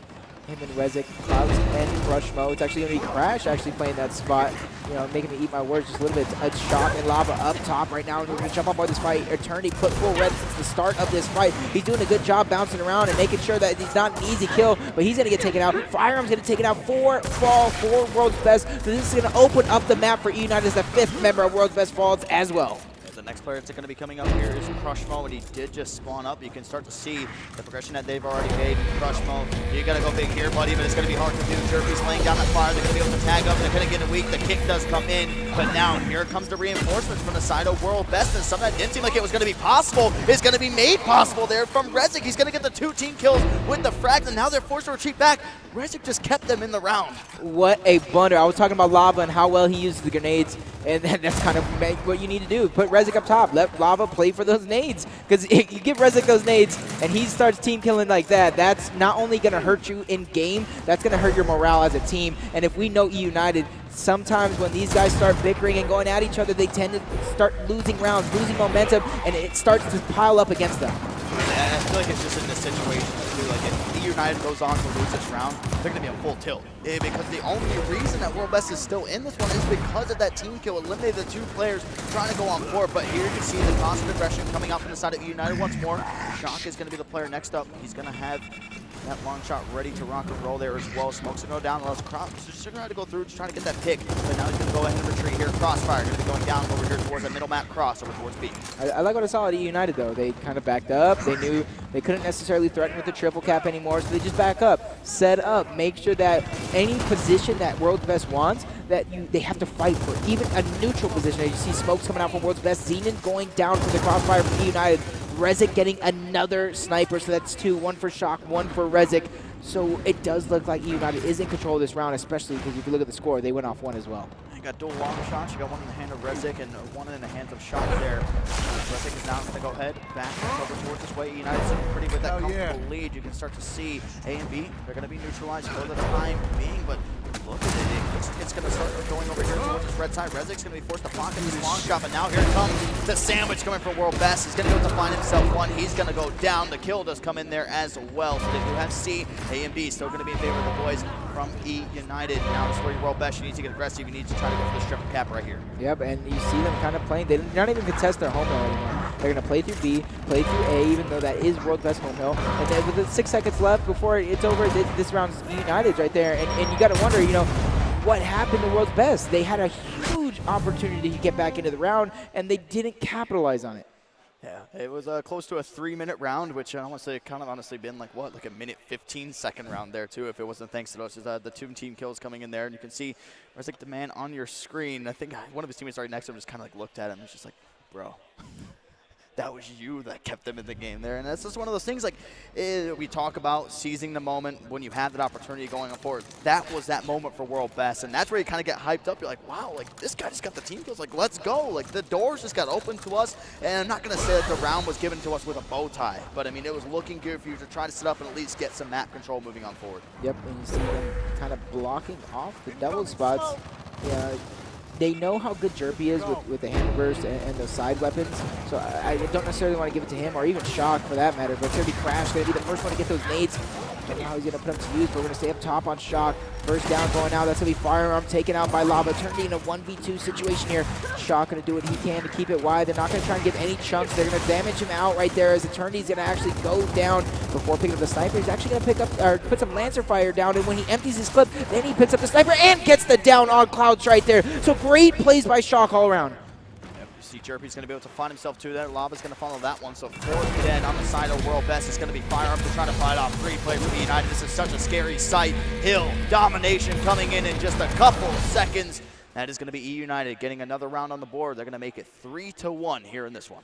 I feel like either E United is finally tightening up or World's Best is on full tilt right now. They're just not as close. These last 2 rounds are just simply not as close as we saw. If it wasn't for Rezik, like you said, that would have been a minute round one prior. This one is very similar. So World Best needs to start gaining momentum, whether you throw a boom shot or something down and try to force a huge team fight, or give something to where you can try to switch it up. Instead of sending 2 to the middle, maybe you send 3 up top. Or maybe you send 3 to the middle and try and go for a Mr. Krabs play and give up a sniper. Just hope you don't get headshotted. Things like that, because right now, 2 straight rounds doing the same exact thing is not working out for you. Lava's having himself a hell of a game right now. 19 kills, 9 downs already here early in this one. I mean, you've been able to see the work that they've been able to put in when it comes down to getting that top tower control. So we'll see if they're going to be able to replicate here in this one. The first players to get a touch on that B hill is going to be E United. The Farm and Crew, they haven't been able to have much success up here in these 2 versus 2. Smokes are going to be down. I think it's the first time we're seeing Firearm not be full red in these opening engagements up here towards this top side. One player trying to just go inside, doing as much damage as possible, and they're still staying alive, but here comes 1 kill. The trade's going to be there. Lava now trying to fight off Firearm, pushes him back just for the time being. But now here comes the 1v1. Lava gets it down. Lava finds the kill there as well, and that's going to guarantee him that long shot control. Yeah, great 2v2 fight going on the side of E United. Something that, you know, World Best kind of been winning this entire time. So you got to wonder how the rest of this round is going to go. To be Lava with the sniper. It is first half, around 18-second respawns. So this could be huge. As a game kind of, I think it might slow down just for a little bit. They're trying to wait for Xenon to spawn, and that's where this team push is going to go out now that Xenon spawned up. Yep, a little bit of peekaboo action coming in here from Lava, just waiting for that 1 player to try to push on out. As soon as he turns, 1 player does go on the outside, trying to line up the shot, but here comes the push, is getting ready to go. Lava's going to have his hands full here, but the shots are going to come in. The crossfire was already there. Lava now needs to try to back up here. He has to give up this control, fighting this fight. Can he get the shot? He's going to peel the lid back there on Eternity. Bye-bye, buddy. Your head is gone. And now he's forced to go in towards that respawn. Another shot goes in there, too. Lava finds that one in crush mode. An absolute clinic from Lava with the long shot. You love to see it. And now here they go. E United, they're flying. They're trying to go for the triple cap here as well. Does the damage. What a play we're seeing from Lava here in this round. Insane by Lava. Like I said it, and I'm going to keep saying it. He's probably a real good sniper since Gears of War 3, but you know, you don't really see it because of Rezik. But he put on a show, 3 straight headshots. Yeah, one of them might have been down, but you still need to hit the headshot in order to clean up that kill. But you look at the scoreboard there for that moment, 23 kills for Lava, and this is the Lava of old that we've been waiting to see for a while. That was just like an insane sequence. Everything that went down to me, even that last kill when the player was diving inside, I didn't think he got it, and I looked down at the kill film and was like, oh my goodness, he was able to hit that one somehow there as well. But like we said, the stat line, 23 kills, 12 downs. The next highest kills is going to be Xenon, and then you have Shock as well. That's just a just an absolute performance. I mean, what does that do for a team when you have a guy like Lava who's putting up these big numbers? It makes everybody's job easier, whether the other Slayers, the Power Weapon players, or the support players. It just makes everything easier. We see this Power Weapon going down, kind of like what I said. You need to throw something at him, throw a curveball. With 20-second respawns, all you need to do is win the initial, and you should, in theory, win the round. It's going to be Clouts getting first blood, Zenith with the instants as well. So World's Best looks like they're going to get control of this round, but Shock doing a good job taking out Eternity. Another team kill coming out for Rezik. So, you know, he's kind of killing as many members of his own team as he is the other team. See Clouds laying down some shots down in towards that Incinerator. It's going to be the shield picked up there by Jeremy, trying to do as much damage as possible. It's going to be forced to drop that one, but are they going to isolate Clouds here? He's able to get away with his life just for that time being. Two players going to be dead on either side, so we see a little bit of a stalemate coming in here. No Hills Catfish yet, but it's going to be World Best. They do have control of that B hill. They have one player just playing under towards that control tower. Then they have somebody back on towards their side as well. Yep, Crushmo with the drop shot. He does have 2 more. They have possession of B as well, so they know Eden needs to be the one to be aggressive on the inside. Shooting that first drop shot, not able to connect with anything, and Clouds dies. So you need to be a better Power Weapon player if you're a star like Crushmo is, but he's going to be able to stay alive and clean up Crash with the help of one of his teammates as well. But that's going to be Lava putting the aggression on, and that's 3 members of World's Best. They're going to press this hill right now. Lava actually put it back against the wall, take it out. Crushmo, he is down, but is anybody for World's Best going to be able to clean it up? And yes, for that moment, Firearm is so almost making huge plays yet again. I think it's in one of those situations too. You have somebody with that drop shot. You know that they're going to have that advantage in that range. You have some teammate support behind you. Don't allow him to push on forward. Make the play around him. Send somebody flying on forward with that shotgun to try and make that play, and then that's when you can open up things with the drop shot there. But they are still able to stay alive. And you can see the damage that Shock is going to be doing. Crash is going to be over here as well. He's going to be able to find a kill here on Zenith. Should be a pretty easy one. As now 4 dead on the side of World Best. Clouts is going to be the last player left alive. He's going to be up top here. He does have the long shot, but he's nowhere in any sort of position close towards a hill. This is going to be E United round win. 5-1 right now, and that E United train is most certainly rolling. I honestly think World's Best is a little bit deflated right now. They got really nothing going for them for the time being, and they need something to pull themselves into this match, whether, you know, a reset. As you see, we're going into halftime. All the weapons are wiped off. Scores or respawn timers are reset, and the hills are going to flop right now. So this is your opportunity to be a second half team, but down 5-1, you need to play near perfect. Like you said, this is kind of like the hope that you need for World Best. Okay, guys, let's just make it into overtime. Let's make sure all these weapons are on the map. Let's start to build up the momentum here, because once it gets to halftime, you get that 1 round under your belt. That's when you start to just ride that wave of adrenaline going on forward here. But again, these top control tower fights have been one of the big talking points of this map, and it's been E United dominating it every single time. And surely if they're going to be able to win at least one of these, they could take a few rounds here, but it's still going to be Lava and crew working up top. They're going to be able to find the kills there. They isolate the player 1 versus 2, and again, E United goes big up top. Yeah, but now they get a chance to either decap the home hill, or they're actually going to play for kills right now. Kills over hills sometimes is the better thing to do right now. Trying to wipe them off the map, especially if it's a neutral position on the map. You kind of just want to wipe them right now. Cloud's doing what he can to be a nuisance in the side of E United. He's actually trying to overextend towards their home hill, knowing if he does that and he stays alive just long enough, they're going to have to turn around and find him. But E United with the heads-up play, standing in the hills, forcing the members of World's Best to them, forcing them to get these touches right now. Now they're playing damage control. They're going to back up and try and stay alive, but that's going to be Shock taken out. Lava forced back as well. So World's Best doing what they can to fight back into this round. And Lava tries to stand tall there, just over here, just laying down the fire, but all of a sudden he starts to see some pistol shots coming out. Some Lancer's like, okay, I got to back up for this one. But a great way to bounce back for World's Best over here towards their home hill, and now this is where they have going in towards this middle map. What they're going to be able to do is going to be Xenon. He's going to rotate back here. It's going to be E in favor of the boys of E United, but now that Smoke's going to go out, Jerky's going to be stunned just for the time being, but now here comes the push of World Best. They're trying to bounce back in a big way here early. One player's going to fall. That's going to be Eternity inside, but you see on the other side, from the side of E United, one player does go down, but now the Incinerator is going to be on. Hill is going to be completely neutral, so we're seeing only 1 hill apiece coming in from both sides. And E United with the lead, they know they don't have to make any pushes.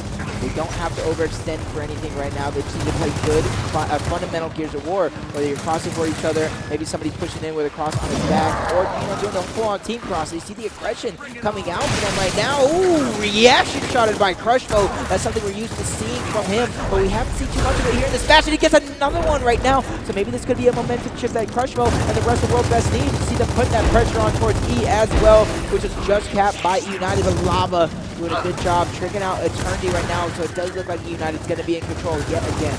feel like it's one of those situations too. If you're Crushmo, you're calling out, there's going to be a player right there. Don't push him. Like, he's waiting for you to literally come over towards this side. All Lava had to do was just peek out right there at that last second to find that kill too. So Crushmo, like you said, he's killing himself right now. You start to see the movement that he was bringing to the table and going on forward. But now they've isolated Jerby over here towards his backside. But again, the Incinerator is going to be on. It's going to force every single player out towards that side. So still 1 hill apiece. But look at the score right now for E United. They're at 180 to 128 for the side of World's Best. But now E is going to be completely over. World's Best, they're going to go ahead, go all the way over forward here, but they need to try to make the play over here towards the F. Yeah, Crushmo actually, instead of capping the hill, he's trying to get this kill on Shock. They're going to finally speed up that one, but they need to start going. They need to start getting that F hill as well. As you see more kills coming out on the side of World's Best. They're right there, only 5 seconds though. They only got one opportunity, one last chance, and he is going to be taken out. So E United 6-1 over World's Best and Dirk. Like I said in the map prior, this is your last weapon placement if you're World's Best. You need to put something down that's going to take over the game. Yeah, I'm not going to say boom shot, but I'm going to say boom shot. It was like one of those things, too, is like when we just go to the early rounds of this game, we saw E United, they took the first one. In that second round, is that they still won those initial fights up top, but they were able to isolate Lava with that long shot in the hand. Once they got that kill, they had Eternity to pick it up, and that's when you start to see the turn. So it's really been the key story, even going back to map number 1. It's that long shot control and how these teams are going to be able to play that when we haven't seen World Best with it up until that round that they won. So it's a little bit of a coincidence that they've lost 5 in a row without having any sort of long shot control, but what could be the final map in this series could be now. So we see the drop shot going to be placed back towards that middle map once more. Yeah, but you see one team decided to cap home, one team not. It turns into a 1v1 up top, 3v3 in the middle, and 1 over towards that east side of the map. But with Forge Blitz, anything can happen since it's all close quarters. Crushmo getting one, Firearm getting another for himself, and that's Xenon getting one as well. So whoever is up top, that's going to be Attorney. Didn't need to die for that up top, but that's going to be a huge kill for Shock. And he gets the button control right now, so triple cap going to be stopped. Even though he does get killed with the drop shot, he did just enough to keep his team in the round. It's like one of those small plays that's so smart. Just quickly try to push the button as quick as you can just to try to eliminate that one. That's just going to buy some time for your teammates to come off the spawn, and they'll try to make that homestand. And again, we talked about it. World Best are able to go off the initials. They start to gather that momentum. It's going to be a quick round, but there's always that one little moment that turns the tide. And right there, pushing the Incinerator button, that was that turning moment. But now E United, they need to try to play from this D hill. They need to try to make something happen.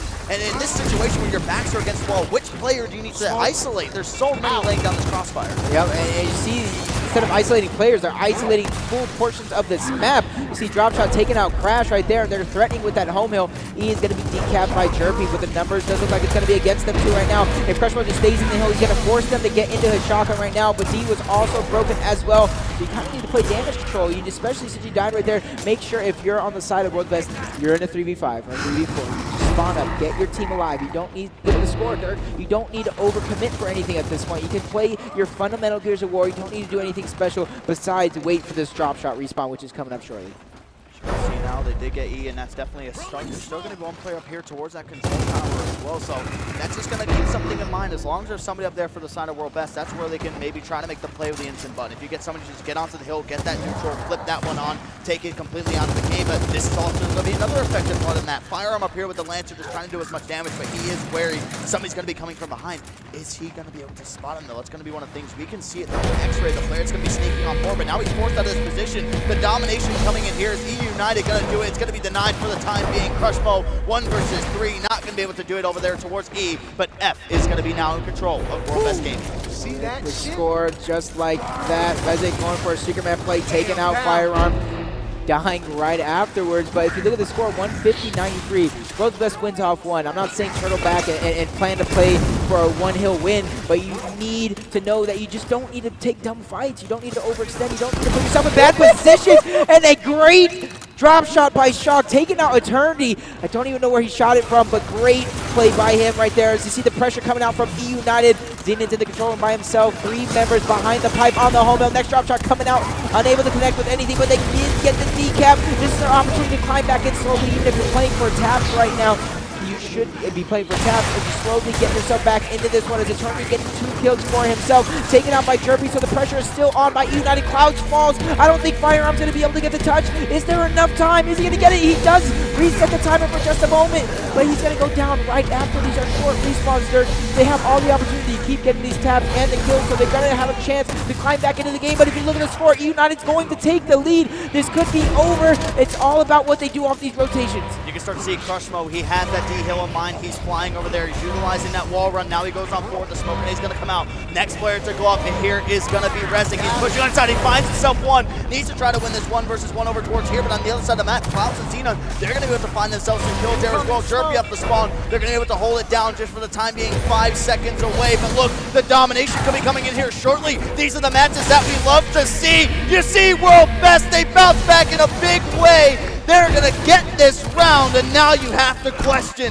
momentum in full swing for World Best Gaming. Yeah, especially since you're on their home, you play for taps, you win the round right there, but instead somebody overcommitted in that home hill. Eventually the members of United fell, and that gave World's Best a huge opportunity to close out the round just like they did right there. And I was just about to harp on them about not being able to close out rounds, and then we see that. That was like insane.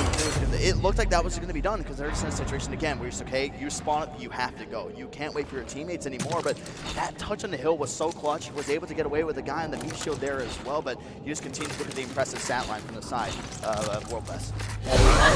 21 kills and 19 for the 2 top Slayers on World Best, but on the other side it's going to be Lava. Around 32 kills, so Lava does a great job for his team, and the 2 members of World Best going in the middle right now. They're below 3-3, but we're going to stay on for this 1v1. We saw Chocolate last round. He gets 2 rounds in a row in this 1v1, but on the other side of the map, that's going to be Firearm and Crushmo getting 2 kills of their own.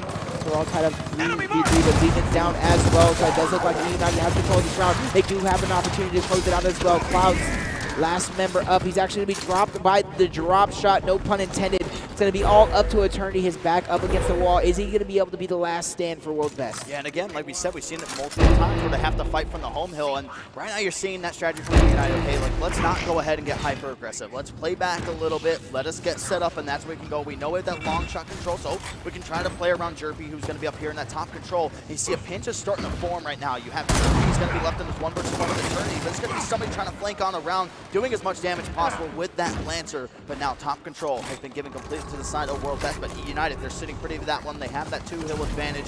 Jump over Firearm. She's going to be peeking on right over towards here, but United, they're not doing anything like crossing that 50-yard line. They're really just holding down their sights down here towards the Incinerator and just up in towards that top control, but now we can start to see some action going down here towards the top side of the map.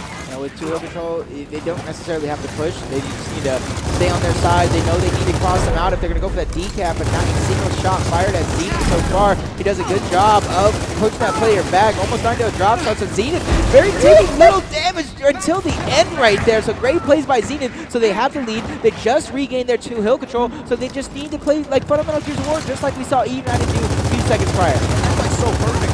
You know you have the long shot player up there. You know if you're able to minimize those sight lines and switching that weapon, they're not going to be able to get it off in time. You see Eternity. He picks that one up, takes the first shot. Don't think he's going to be able to connect on anything, but another one does go through there. But that's just one of those things. You isolate that player up top. You have that button control. That Zenith somehow stayed alive throughout that entirety of that engagement, just utilizing that wall bounce. But you just have to see they're going forward here. Kick Rezik is going to be off the map there as well. But this is where World Best starts to get scary. They start to get some momentum. They have that long shot control. This is where you can start to see a turn in the tide, but still a very close game between both these sides. Yep, and you see the score ticking and ticking right now. Eternity using that button push. I expect them to probably back up. You don't necessarily need to dive for up top anymore, especially since Cloud's falling on the other side of the map right here. So this could be a huge fight coming out between Jerpy and Eternity, and this is where Eternity's looking to be aggressive. 2 of his teammates are actually falling. He needs to possibly push forward because you got to know E United is probably pressuring your home hill. You see E is being decapped already and D being decapped, so it looks like we're going to have a repeat round. Sides, and now the United close it out here. It's going to be Eternity forced to go all the way back. He still doesn't have that long shot. So there's Jerby, a little bit of sight on Jerby. He's trying to close down these sight lines. The shotgun's going to be out. Does a little bit of damage there, but now he's trying to stay alive inside of the hill. Could the domination be coming in here? It looks to be, but here comes Crushmo. But look at the score score right now. It still is in favor of World Best. It's, like you said, an identical situation to what we saw in that last round. Firearm is going to fall inside of E, just trying to do his best to stay alive. E United trying to bring this one back in a very big way. Cox needs to go big here. He's going to end up dropping, but still, it's going to keep on getting denied over and over again. 3 players up. Crushmo's in the back. That is going to be it. E United off to a hot start here in full play. They start 1-0. PR, I asked you a question earlier. I said, okay, is this map built for individual performance or team fire? You said both, but at first, all-star power. Lava went absolutely off. Listen to these stats. Round 6, Lava had 25 kills. Clouds, Eternity, and Firearm had a combined 18 kills. How big was Lava for his team? He was huge. You know, whether he's the guy winning that up top fight for them, going around, winning that middle fight. You saw him go off with a sniper, you know, putting the shots down with the Lancer. Lava was the complete package in that game, and I think he was a huge asset to the reason why they won. He showed that he's versatile. He's not only just uptight, you know, up top winning those fights with the Nash, but moving, pushing forward. And you saw the situational awareness where he knows the time and place when he needs to have out a Nash or a Lancer. If a fight, you know, he makes that split-second decision, and there's sometimes you see it with so many players that they'll hesitate. They just take too much time. And he's just reacting so quickly. And because of that, it gives him such an edge, and his team just feeds off that energy. Now, Dirk, we saw glimpses of greatness from World's Best Gaming. A little bit too late. What do they need to do next time around to actually carry that momentum from early on in the game to the end? It's going to be tough. It's just because, like, again, initials are probably just one of the biggest things when it comes down to escalation. You win those initial fights, that's going to guarantee that control. So just the entire time up in that top control tower, they weren't winning anything. And that was the one thing I wanted to see. I wanted to see World Best win that. And they did in that last round. And my big thought process going forward is, okay, how is E United now going to bounce back from this situation? And they did. And that was just like one of my key points, because we've seen E United done it again. We've seen World Best bounce back in a little bit of a way to go forward. But yeah, it's just going to be, you can't get off to those slow starts, especially what you saw in that one. You need to go big on those initials, and maybe that's where you might need to bring out a little bit of a different strategy when it comes down to playing in those 2 versus 2s as well. And you know what? You saw E United. They were losing the initials up top. You know, I don't know, maybe perhaps they heard you guys. I don't know what the situation was, but they just lit fire. They caught fire, and then they were just dominating. And you see the team fire. It's so difficult to go toe-to-toe with the team, especially with the caliber that E United is functioning at. When they're shooting for each other, they're making those call-outs, and they're playing as a well-oiled machine. Yes, I'd like to give people at home an update. We have Echo Fox going against Ronin on our featured station. Echo Fox, they're up by 1 map right now. It's currently 2-1 on Harbor. But one thing I would like to point out before we switch over, how big is it to capitalize with power weapons? We saw Crushman with a drop shot. He really couldn't capitalize on that. But E United on the other end, with the sniper. Lava getting the triple kills. The drop shot that Shock had on Eternity. How big is it to capitalize with those power weapons? You know what? Weapon like drop shot, it's going to push them out of cover, right? You're going to be able to manipulate them around the map as you wish. And E United, we saw them absolutely dominating with the power weapons. I mean, Lava, the 3 consecutive headshots, that was absolutely insane. That was just like one of the big things that I kind of took away from that game. We isolated that one play where Crushmo had that drop shot in hand, and he had 3 teammates behind him. And in our minds, we're kind of sitting there. It's like, okay, great. You have that teammate support. You drop back a little bit, allow the other guys to do their thing. Get the guys to play for damage, have somebody push forward with the shotgun. Instead, he put that in his back pocket and like, okay, I'm going to push with you guys. But in reality, you look at that. If he used to drop back with a drop shot a little bit, he can try to make that kill going forward. Right. That's one of the things, too. So that's what I was looking at, and that's where you say, like, playing the power weapons in the proper way. Like, that's just like one of those situations where World Best, they had that drop shot, and then immediately Shock was able to get that one. He made like a 100 IQ play going forward with it. And the thing is, too, if you're going against a player, you see someone in a fight in the back with a boom shot or with a drop shot, you're going to respect that. You're going to assume that they're going to take the shot on you. So in that situation, you're going to play a little bit more conservatively. You're not going to be as aggressive. And in doing so, your team, they can capitalize on it. Yes, Echo Fox going against Ronin series, the maps are now tied 2-2 for the round count. Echo Fox came off of a disappointing performance in Mexico where they got, 5th place? How big do you think they're going to go here in Vegas? I think after what I've seen online, I know online isn't everything, but after coming back home, like you said, the disappointing finish, they revamped a lot of stuff, they went over a lot of stuff, and I think we've seen the resurgence of Echo Fox. But was that the real Echo Fox that we saw in Mexico? I don't think so at all. No, it was. I think it caught us all off guard. We were a little let's just say disappointed and surprised with that performance. So I have a question. So when you think of Echo Fox, what do you think in terms of placements? Placements? I mean, well, where do they belong? Top top 3. 2, top 1, top 3. Top 3? Top 3 instantly. Okay. I mean, normally people would say top 2 with Optic, but what we've been seeing from Ghost lately, getting second, getting third, and more consistently, getting better and improving. Right. You got to just drop that down and generalize the top 3, even top 4. But I wouldn't even say top 4 because what I saw from United, it's not the same aggressive, against the wall, taking all these risks. United, they kind of slouched a little bit against World's Best. That I'm gonna say it there. So I say top 3 for Echo Fox. I'll say top 2. Top 2. But I'm just going on based on the past. Yes. Based on what's on paper. So what a lot of people are saying is that, okay, some people, some Ghost Gaming fans might not like to hear this, but a lot of people are saying it's a fluke that they got top 2 because Echo Fox had a disappointing performance. But when both teams are on point, who's the second behind Optic? I mean, I'm going to go on paper. It's Echo Fox. All right.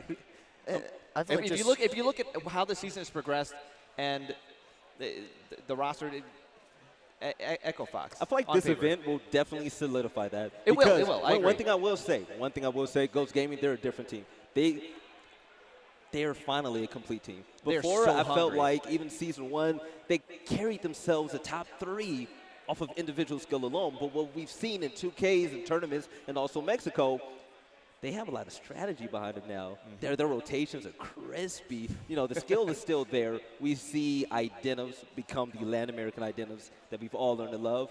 I'm really excited to see Ghost Gaming face off against Echo Fox this tournament if it happens. Like one of the big things for me, like I know I'm like the newbie to Gears this year as well, but I mean when I came into the scene, it was just like Optic, Echo Fox, and that's all people thought for like that 1 and 2. Yeah. But now I feel like it's at a point where I mean Optic is still at that number 1 spot, but that 2 spot is now just separated by like United, Ghost Gaming, and Echo Fox. It's like a real fight for that one too. I mean that's just what the roster changes have been made to try to form to move on forward, and then Ghost Gaming just like improving themselves. Like that's one of the big things as well. So like I said, I'm in no place to sit there and say like this team is the clear cut for second, but just the overall performance is what we're seeing. We're starting to see that competition is getting so neck and neck every single event. I mean, I'm not going to sit there and say that Ghost Gaming's placement was a complete fluke. I mean, if a team's not having a good performance, who cares? Listen, you're having a great performance and making them pay. But you know what I like about that? So the fact that they're all competing to be top 2 and top 3 now, they're making themselves better. These teams are getting smarter. Ghost Gaming is smart now, okay? Echo Fox, we see Toy Soldier going off. We see Solars finally break out of his shell and become clear-cut one of the best players in the game. Oh, my goodness. That's Toy Soldiers in Mexico. Do you guys remember? I don't know who it was. Somebody was talking PR about. was casting it. Well, yeah, it was absolutely insane. Somebody made a remark about Toy, being on a leash. And, I'm like, oh, come on. Come on. They're like, oh, let Toy off the leash. No, Toy is Toy. He's a phenomenal player, but he absolutely Toy went was off. never on a leash, Never. Never. But this is just the Toy that's in his element. And that's what we saw in Mexico City. I think people confuse Toy being on a leash to him just developing as a player. Because when he came into the scene in Gears 3, you know what I mean? People don't know Glass Nasher, that he was an unknown player. No one really gave him a chance until, Vicious and LTZ. And that's where people started to see, okay, this kid has something going for him. Right. And then the Notorious squad came out, and you got the legendary checkout play from Toy Soldier, and he got hyped up. But as you continue to progress in your career in, professional gaming here, you tend to change up your style a little bit from when you first started. So you can't confuse Toy Soldier being on a leash as much as he's just developing different styles of play. You know what it was? People were used to Toy Soldier's highlight plays. Whenever you think of a Toy Soldier, you see him getting a triple kill, a quadruple kill, like he's going off. He's one of the flashiest players in the game. But when he wasn't getting those anymore, people said, oh, Toy Soldier fell off. Toy Soldier fell off. So in Mexico, he said, okay, I'm going to show you a little spice now. I never thought he fell off. That's like just one of those things too. Like Toy was one of the first people, like my introduction to Gears. Like he was like one of the first players I watched, and I was like, damn, this guy's really good. So I mean, it's just one of those things too. It's like, yeah, you don't maybe have those flashy plays anymore, but it doesn't mean you're not making that same impact on the game that you did just because you're not stringing together these highlight reel plays that's catching everybody's attention. You're making an impact. Yeah, like you're taking not in a sense like a backseat role, but it's just sort of okay. I'm going to play a little bit more smart. I know that maybe going for these flashy plays, it looks amazing to us as casters. We're hyping it up, but it might not be the smartest plays at time too. You need to play the role that's important for your team in the moment. So you need to have the right person in the right place at the right time. Okay, and then that's what Toy's doing. He's playing the role that is needed. Yes. Now, he's not necessarily going in and, slaying a lot anymore, but you know, we're kind of seeing him. Well, kind of, evolving. yeah, because Toy Soldier, his position on that team, he causes chaos. Completely. Yeah. So Echo Fox in this event, how do you guys think they're going to do right now? Do you think Mexico was a sign of things to come, or do you think that they're going to bounce back even stronger than ever? I think that Mexico was a sign of what's to come in the sense of these other teams that are really reaching and really rising in Gears of War. Yes. I will say that. I think that's a sign to come of what and how the community is evolving. But I think that there's a lot of things that are still up in the air for this one. Okay. I think You guys Echo Fox is agree, still I think still Echo Fox top two. is, without a doubt, you know, like I said, top 3, top 4 at the worst team, and I expect to see that here. I expect to see the Echo Fox that we've seen so many times over the past two years, 2 seasons. Yeah. And you got to expect, you know, think about it. In London, they didn't have their best showing. In Paris, they didn't have their best showing. After each one of those events, after London, you know, what happened? Back at the top. After Paris, what happened? Back at the top. Right. So you got to expect the same here. And it's like quickly just like get on my thought. It's just like one of those things too is that, yeah, you could have had a bad event, but like you said, it's going to be that wake-up call. I mean, you've been consistently placing within that top 2, and you can take that wake-up call as what you will. Maybe it's just the guys collectively agree, okay, we just had a bad event, or it's just one of those things like, okay, competition is starting to get real right now. Like, this is where we need to take these steps to improve, and I know the coaches and everybody's there working together too. So honestly, I expect them to come back here and bounce back in a big way. And like I said, they're not going to take that bad placing lightly. At the end of the day, we have to give it to Ghost Gaming. They were the last team in the championship game with Optic Gaming. So it's all up to Echo Fox to take it there. But we will see you guys soon with some more Las Vegas Gears of War action, where we will see Ghost Gaming against Fable.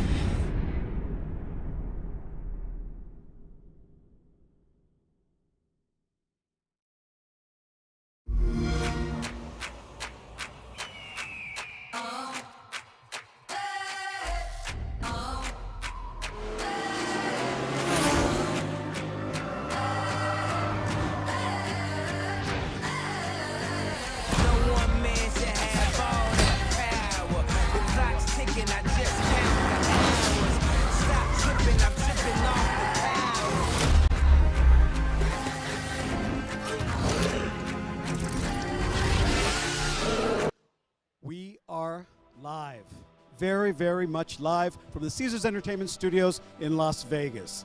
You're at the Gears Pro Circuit, Las Vegas Open. It's time to do it again. Let's bring out the teams. Fable!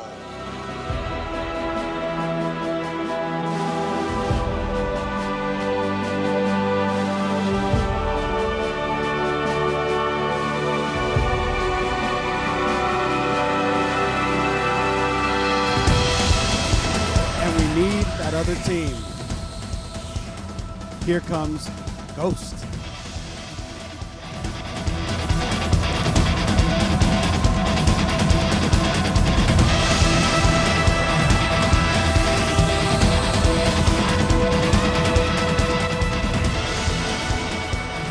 So, I gotta ask you, you're coming off a historic event with fourth.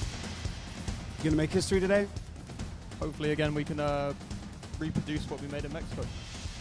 You're not worried about any of the team players over there, like Brushies or Speedy?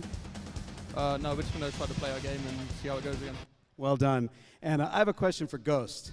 Again, last event, you guys did really well, and some people called fluke. How do you respond to that? I mean, people always going to talk. We just are playing our game, and that's all. Well, it's time to play the game. Shake hands. And in the words of Dominic Santiago, let's do this! Ghost Gaming going against Fable, guys. I'm so excited for this matchup. Two teams that had the biggest impact in Mexico. Fable getting top 4, Ghost Gaming playing in their first championship game. Immortal Spawn, what should we expect from this matchup? This is going to be amazing. We have duos on both sides, which I really love. You know, you have the European duo in Phelpsy and Craze, and they've been doing their thing for so long. And what I like about the dynamic of it is it's a methodical duo right there. But with Sleepy and Rushies, they're in your face. Those guys are tag team brothers, man. So we have a really interesting dynamic here, and it's going to be an exciting game to watch. Yes, with both of their play styles, Blaze, Ghost, they're in your face. Fable, they pressure their opponents. Who's going to come out on top? You know what? This is one of the matches in which people can give me a lot of criticism and a lot of slack for. But I say that Fable can come out on top with this one. Really? Yeah, you know, like I said, I consider them a top 5 team in Gears Esports. This is going to be a dogfight. It's not going to be an easy one for Ghost, and they can't come in this match thinking it's going to be an easy one because Fable is the real deal. Do you see an upset happening in this matchup? I don't see it just because I know that Ghost is at a point now after coming off of Mexico City in such a high spot. They will not accept anything lower than number 2 at this point. So I think between all the things that this team has put together coming up to this point, I think they're going to hold it down and make it work for their team right now. Okay. Now as we take a look at our map bans and picks, first map will be on Foundation, second map on Lift and Reclaimed if needed. Immortal Spawn, how do you see Foundation going down? You know, Foundation is, to me, it's going to be favorable for Ghost. You know, it's definitely a bang map, right? You know, they're going to get in your face down in the pillars and do their thing. So I really believe they're going to come out on top on this one. But we're going to slow things down a little bit later as we get into Lift. And, you know, if depending on the weapon spawns where they can sort of control the map a little bit, I think we can see, you know, some really good things out of Fable here. Looking at Foundation, Blaze, you and I, we casted a 2K show match with Ghost Gaming, and it was unique because Ghost Gaming, they gave up initial advantages and were still able to come back from behind with their rotations. Is this a new team we're looking at? You know what, this Ghost Gaming team, you know, they got a land in yesterday. They're looking very, very good. They're looking very, very well prepared as well. But I think they're going to be the same team that we saw in Mexico, which is good because they made it to the grand finals. But the question is, how much better did everybody else get as well? They've had great success with their coach in Fatal Strike. They've been doing a good job in the boot camps, and they're actually hunting their first championship. And they're looking like a damn good team. But I think they just can't sleep on this Fable roster. Oh, no, not at all. Fable, impressive. They took a map off of Optic Gaming. They had us all believers. We thought they were going to run away with it. But looking at Ghost Gaming with their addition of Fatal Strike, they've improved. They've evolved. How important is it to have a veteran behind young players such as Rushies? Yeah, and I talked to Fatal Strike before this, and I wanted to know, like, how do you improve from going from, you know, 3rd place to 2nd place, and what is next? Obviously, they want to win, but what can you do for the team to really do that? And you know, his thing is sort of see it at there's a low side of the team and a high side of the team. And overall, if you can bring up that low meter with these guys, if you can build their confidence and keep them from, you know, keeping each other pumped up and not focusing on the negatives, right? You want to see them sort of build more efficiency as a team because this Ghost Gaming team is so talented. And, you know, if you can, you know, have these bad habits sort of get washed away a little bit, and if you can see these guys sort of, you know, take a round loss with ease and sort of move on and focus, I mean, they can win. They can definitely take the whole thing. But that's what people like Ribs and Fatal Strike come in to help with. When you look at Ribs extended rounds in Mexico. And when you have a veteran player that's also a champion like that on your roster, you're only going to improve. Their keys to victory, to me, smart gameplay from Ribs and the slaying prowess of the duo Speedy and Reggies. But what about on Fable's side? I think on Fable's side, they have to worry about counteracting how much of a veteran player Ribs is, as well as coming together with the rest of their teammates. You have multiple people like Craze having such a nice duo over there on his team. It works together when you have everybody coming. There's actually 2 main duos on that team coming together. So throwing it together, if those two, I think, can actually have a chemistry together, this entire roster will be able to step up, no doubt about it, against Ghost Gaming. Do you think in this matchup, Fable applying their high-pressure gameplay against Ghost Gaming and their slaying domination, do you think that's a good way to go about it, or should they switch things up and bring up more team fire and better rotations? I'm going to answer that question, and I believe that Fable has to play their own game, and they need to take it right to Ghost, and I expect this matchup to be a dogfight all the way down to the end. It's 2 things that Fable has going for them, and thing number 1 would be Krim and Marsh. Okay, Krim and Mars, that duo alone, I want to say Fable has the best roster pickup, roster upgrade so far in Season 2 with these guys on their team. Also, number 2 is that this map cycle